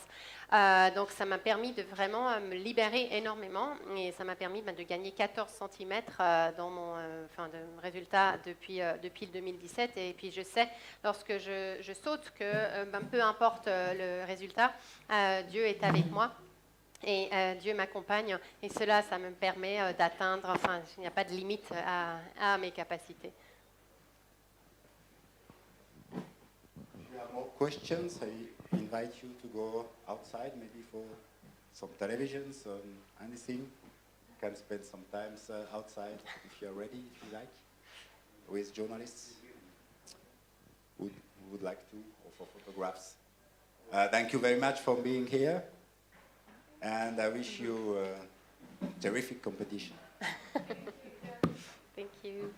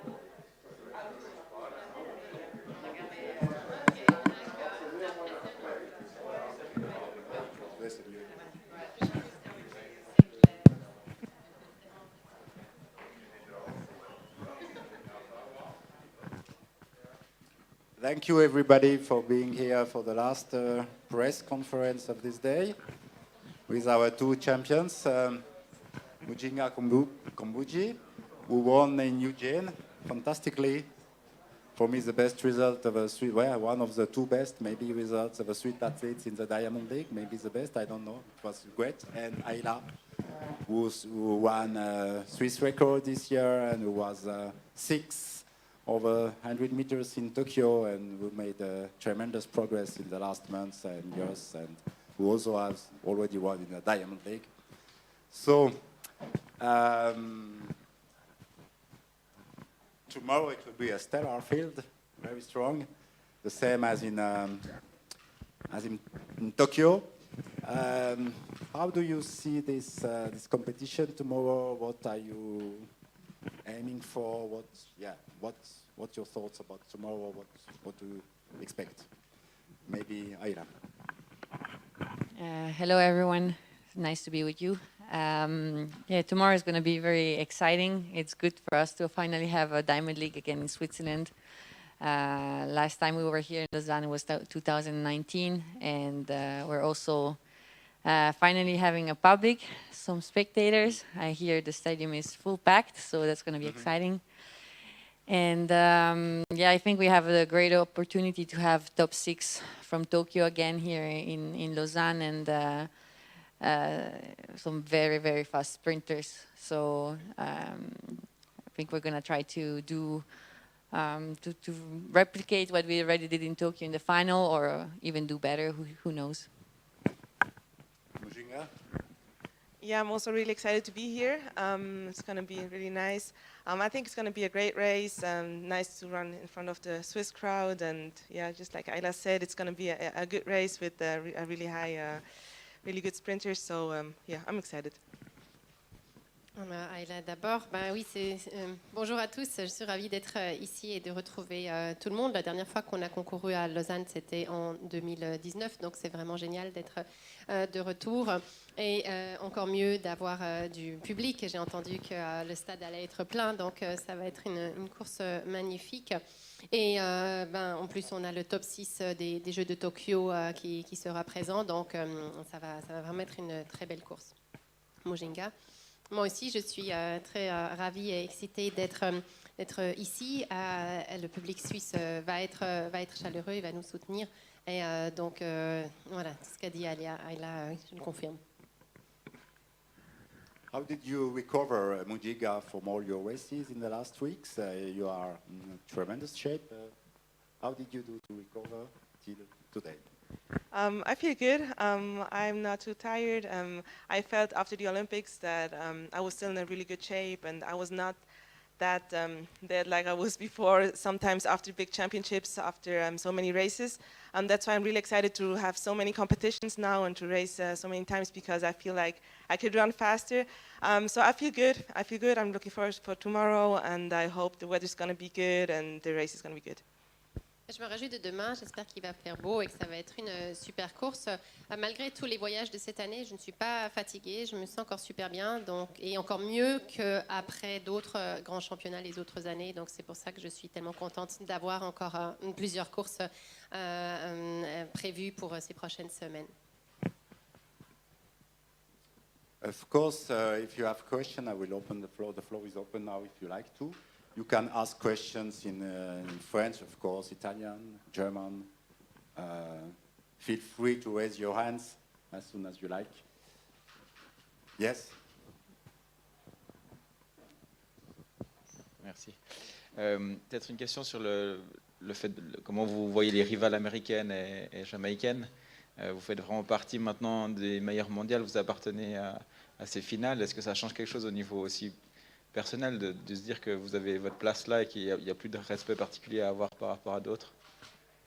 How does it feel to now have reached an Olympic final and to see that you are amongst the very best? Does that change anything with regards to you and yourself, and with regards to the Americans or the Jamaicans? En français donc? Ouais, je ferai en français. Je pense que c'est assez particulier en fait de retrouver maintenant sur la piste tous ces adversaires parce que voilà, c'est pas une finale olympique, c'est une Diamond League qui a un très très haut niveau. Et ce sera intéressant de voir justement comment on va réagir à la situation, mais c'est une très grande motivation. Et comme vous l'avez dit, on appartient comme de CEST, on appartient à ces fields et on veut vraiment montrer qu'on est là, je pense en tout cas. Yes, it will be very special to have everyone back on the track. It's not Olympic final. It's a Diamond League, a very high level Diamond League a race. And as you said, we are now part of the very best in the world. We're the two Swiss representing our country at the highest level, and it will be really interesting to be in this race. Qu'est-ce qu'on peut attendre? J'ai l'impression qu'on peut attendre Non. Qu'est-ce qu'on peut attendre du relais demain, Ayla? Enfin, les deux d'ailleurs. Je pense qu'on se réjouit toutes de recourir ici. Lausanne, c'est l'endroit où ça a commencé il y a exactement 10 ans maintenant. Et puis on est fiers de nous, comme on a progressé, ce qu'on a fait. C'est dommage, c'est clair que ça n'a pas suffi pour la médaille, mais je crois qu'on se réjouit de venir ici. Et puis de faire une belle course et de montrer qu'on fait partie des meilleurs du monde. What do you expect from tomorrow's 4x1 relay? Well, we're all very excited to be here because Lausanne is where it all started exactly 10 years ago. So it will be very special, and we're looking really forward to it a lot. Of course, we missed the medal at the games, but we're not too sad about it. We're really excited to continue to show that we are amongst the best 4x1 relays in the world. Ayla, peut-être aussi. Oui, je pense qu'il y a une autre chose qui est spéciale qu'avec ce 4x100, en fait, ça sera aussi une façon de dire au revoir à Léa, à la Pontaise. Donc je pense que c'est un moment assez particulier. On va être sur la piste avec elle. Mahuchikh, elle a couru des relais avec elle. Moi, j'ai jamais eu l'opportunité de faire ça, mais on sera sur la piste en même temps. Et je pense que ça, c'est aussi spécial. Another thing that will also be special about tomorrow's relay is that in the relay race competing against us, there will also be Leah, and it will be her last race. Will be on the track all together with her. Mahuchikh was lucky enough to run in the relay with her in the past. So yes, this will make this race very special as well.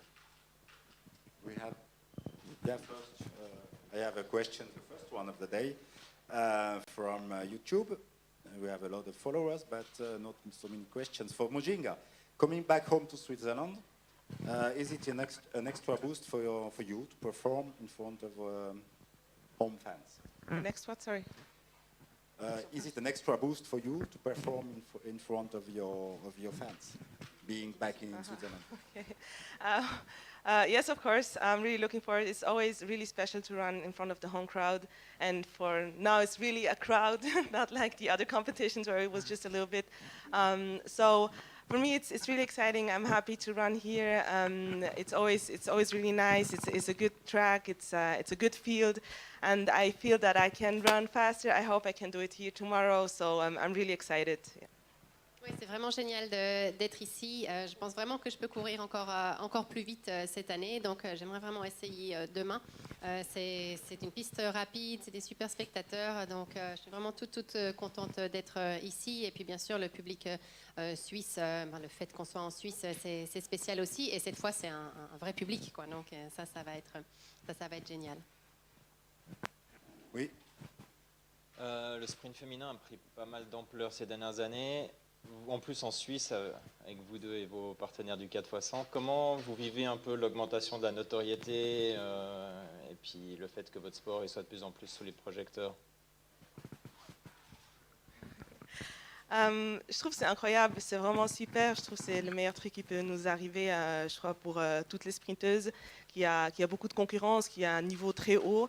Je pense que ça aide à tout le monde pour courir encore plus vite. Ça aide, c'est clair aussi pour le relais. Je crois que ça motive beaucoup des jeunes. Et puis, c'est incroyable de voir aussi qu'il y a des jeunes aussi qui font des médailles dans le sprint. C'est quelque chose qui était ouais, qu'on n'a pas pensé, qu'on n'était pas capable de faire il y a pas longtemps. Alors je trouve que c'est vraiment incroyable et moi ça me fait beaucoup de plaisir parce que c'est vraiment pour ce qu'on s'entraîne. Alors c'est super aussi que maintenant on a le succès et puis que le public il voit ça et puis se réjouit de venir en compétition pour nous voir courir contre les meilleurs du monde. It's the fact that the current level of women's sprint, both nationally and internationally, is just fantastic. It's incredible, and I'm really happy about this because it shows that for young people that they can be inspired, and especially in Switzerland, you know, we are achieving things that not too long ago we weren't thinking of being possible for Swiss sprint. Also with the 4x1 relay, this is also very special and inspires many children and young athletes, and that's something that makes me very happy to see. Yeah. Une question de YouTube ou Facebook. How do you both, Ayla and Mujinga, feel about breaking the national record? First Mujinga, and now you have it over 100. So you have the feelings. How do you feel about breaking this record? Mujinga. I think it's always a good thing to break a national record. It's something really special. I think it's really exciting for both of us because we have a really good high level. And I think it's going to be interesting for the public, for us to try to push that national record always down and get faster and faster and making really difficult for everyone, for us. I think it's a really good way to get faster, to put the standard a bit higher. I think it's a really good thing. Yeah, I completely agree, and I think that's what Mujinga already said. I think when someone is faster, it's the way that everyone gets faster. Like you just want to push that barrier and then see where you get.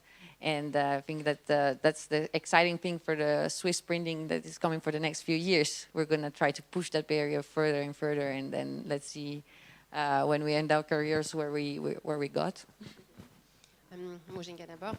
Oui, battre un record national, c'est toujours très spécial. Et je crois qu'actuellement, c'est très intéressant pour le public et pour nous de toujours courir plus vite, de toujours essayer d'abaisser ce record, que ce soit Ella, que ce soit moi. C'est vraiment une dynamique très, très positive.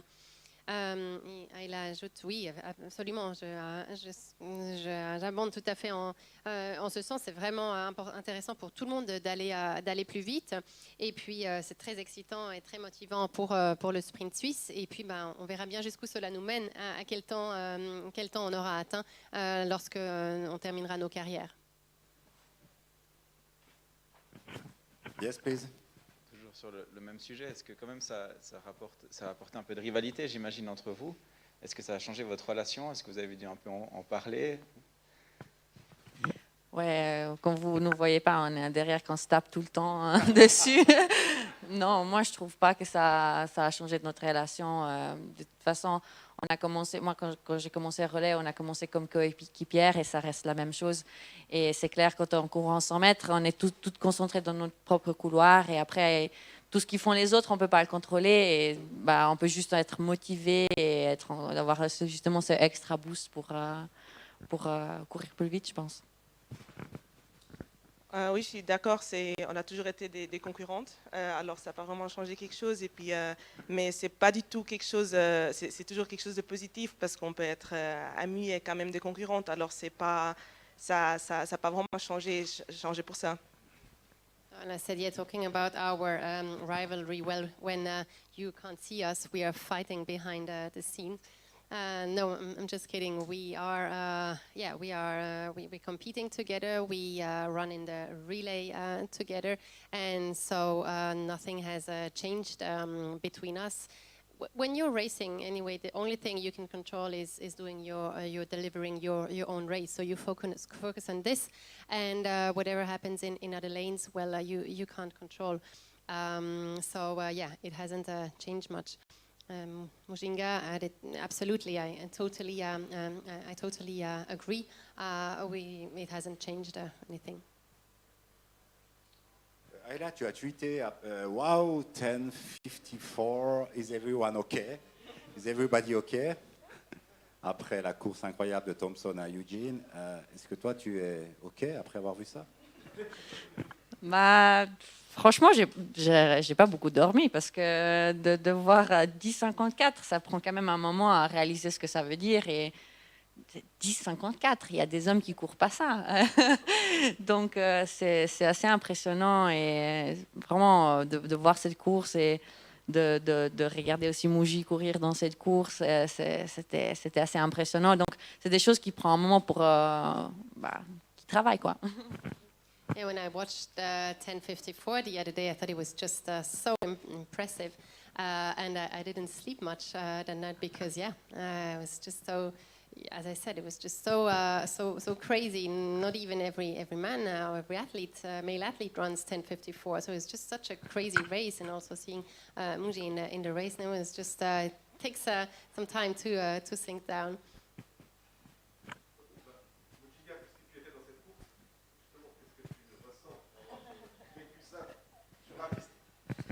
J'ai pas vu qu'elle a couru autant vite.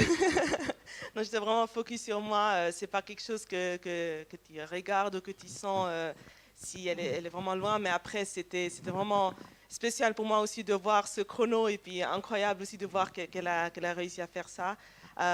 Et c'était vraiment aussi un honneur d'être dans la même course comme un 10,54.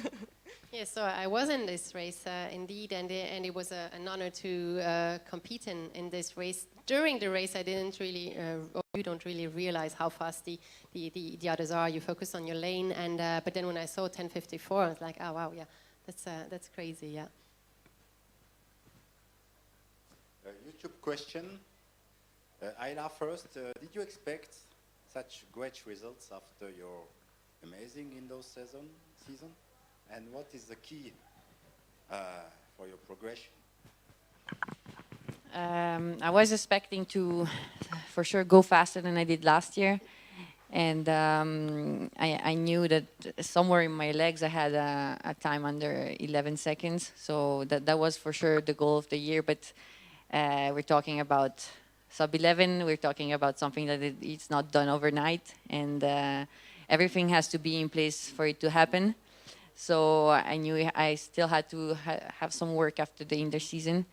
And I think that the key to this progression has been the fact that I'm now training more professionally. Having less lectures at university, I'm actually practically done. I moved to the Netherlands to follow my coach Warholm Motivation, so I can train more professionally and actually more. We increased the sessions that we do in the week. And that's why I'm getting stronger in a little bit all the fields of training, speed, strength, etc. Alors, je m'attendais à courir plus vite que l'année dernière. Et puis, je savais que j'avais les 11 secondes dans les jambes. Mais franchir la barre des 11 secondes, ça se fait quand même pas comme ça en un claquement de doigts. Donc, c'est beaucoup de travail. Et puis, l'alignement aussi de beaucoup de conditions pour y arriver. Quant à la clé de ma progression, eh bien, je m'entraîne maintenant de façon encore plus professionnelle. J'ai moins de cours à l'université et j'ai aussi suivi mon entraîneur Warholm Motivation aux Pays-Bas. Et là-bas, donc, nous pouvons nous entraîner de façon encore plus professionnelle.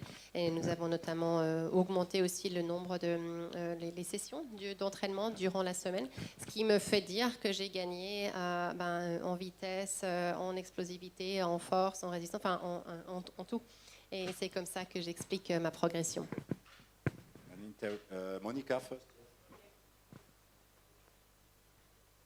Mahuchikh, how was it after your record in Eugene when you saw the wind? How the wind was? I saw it really late. I didn't know after my first interview. Of course, I was a bit disappointed because I thought that it was a record, but I was still really happy because it was still a win. It was still a really good time, and I was also really happy about my attitude in the race, that I raced really good, because that was the thing. I was a bit disappointed in the last few races because I didn't really race how I wanted.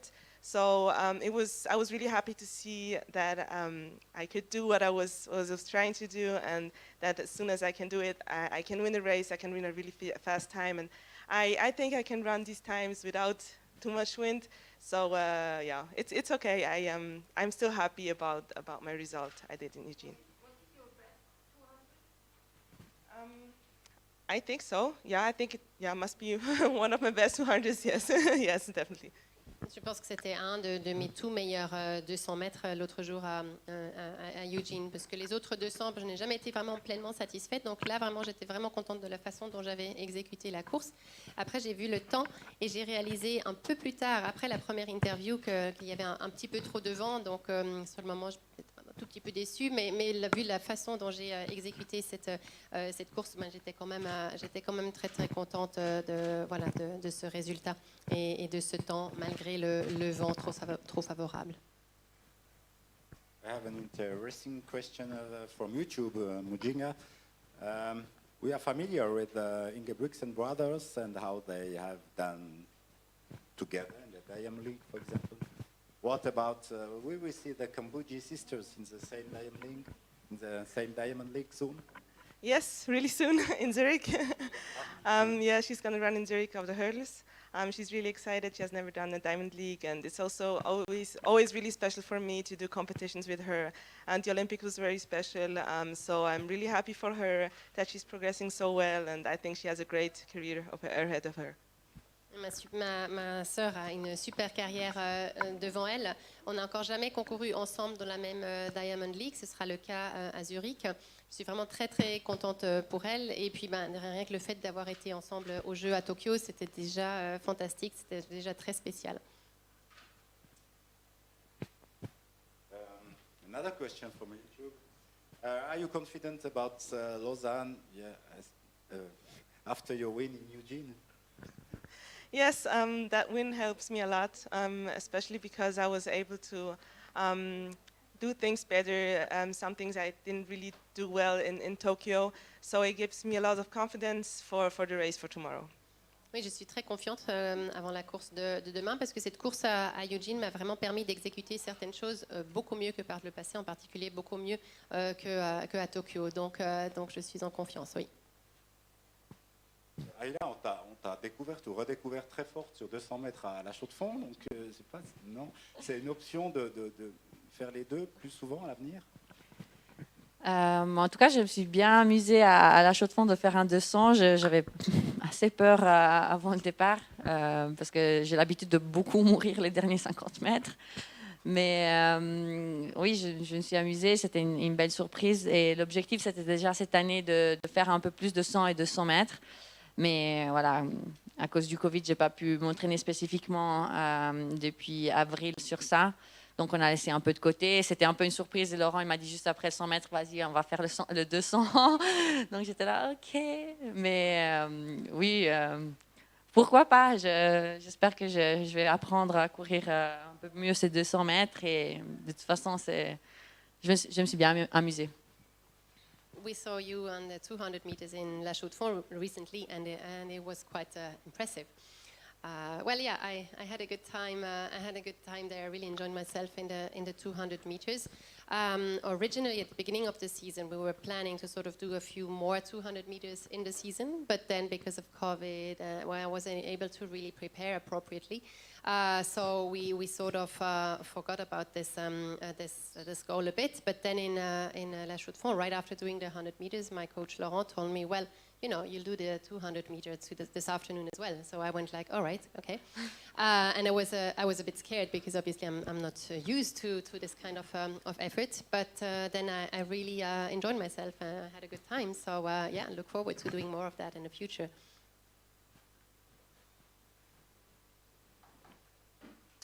Merci. Alors, je pense qu'il y a encore... J'invite les deux athlètes, merci d'être venus. Et sur la terrasse, ça va un peu se poursuivre.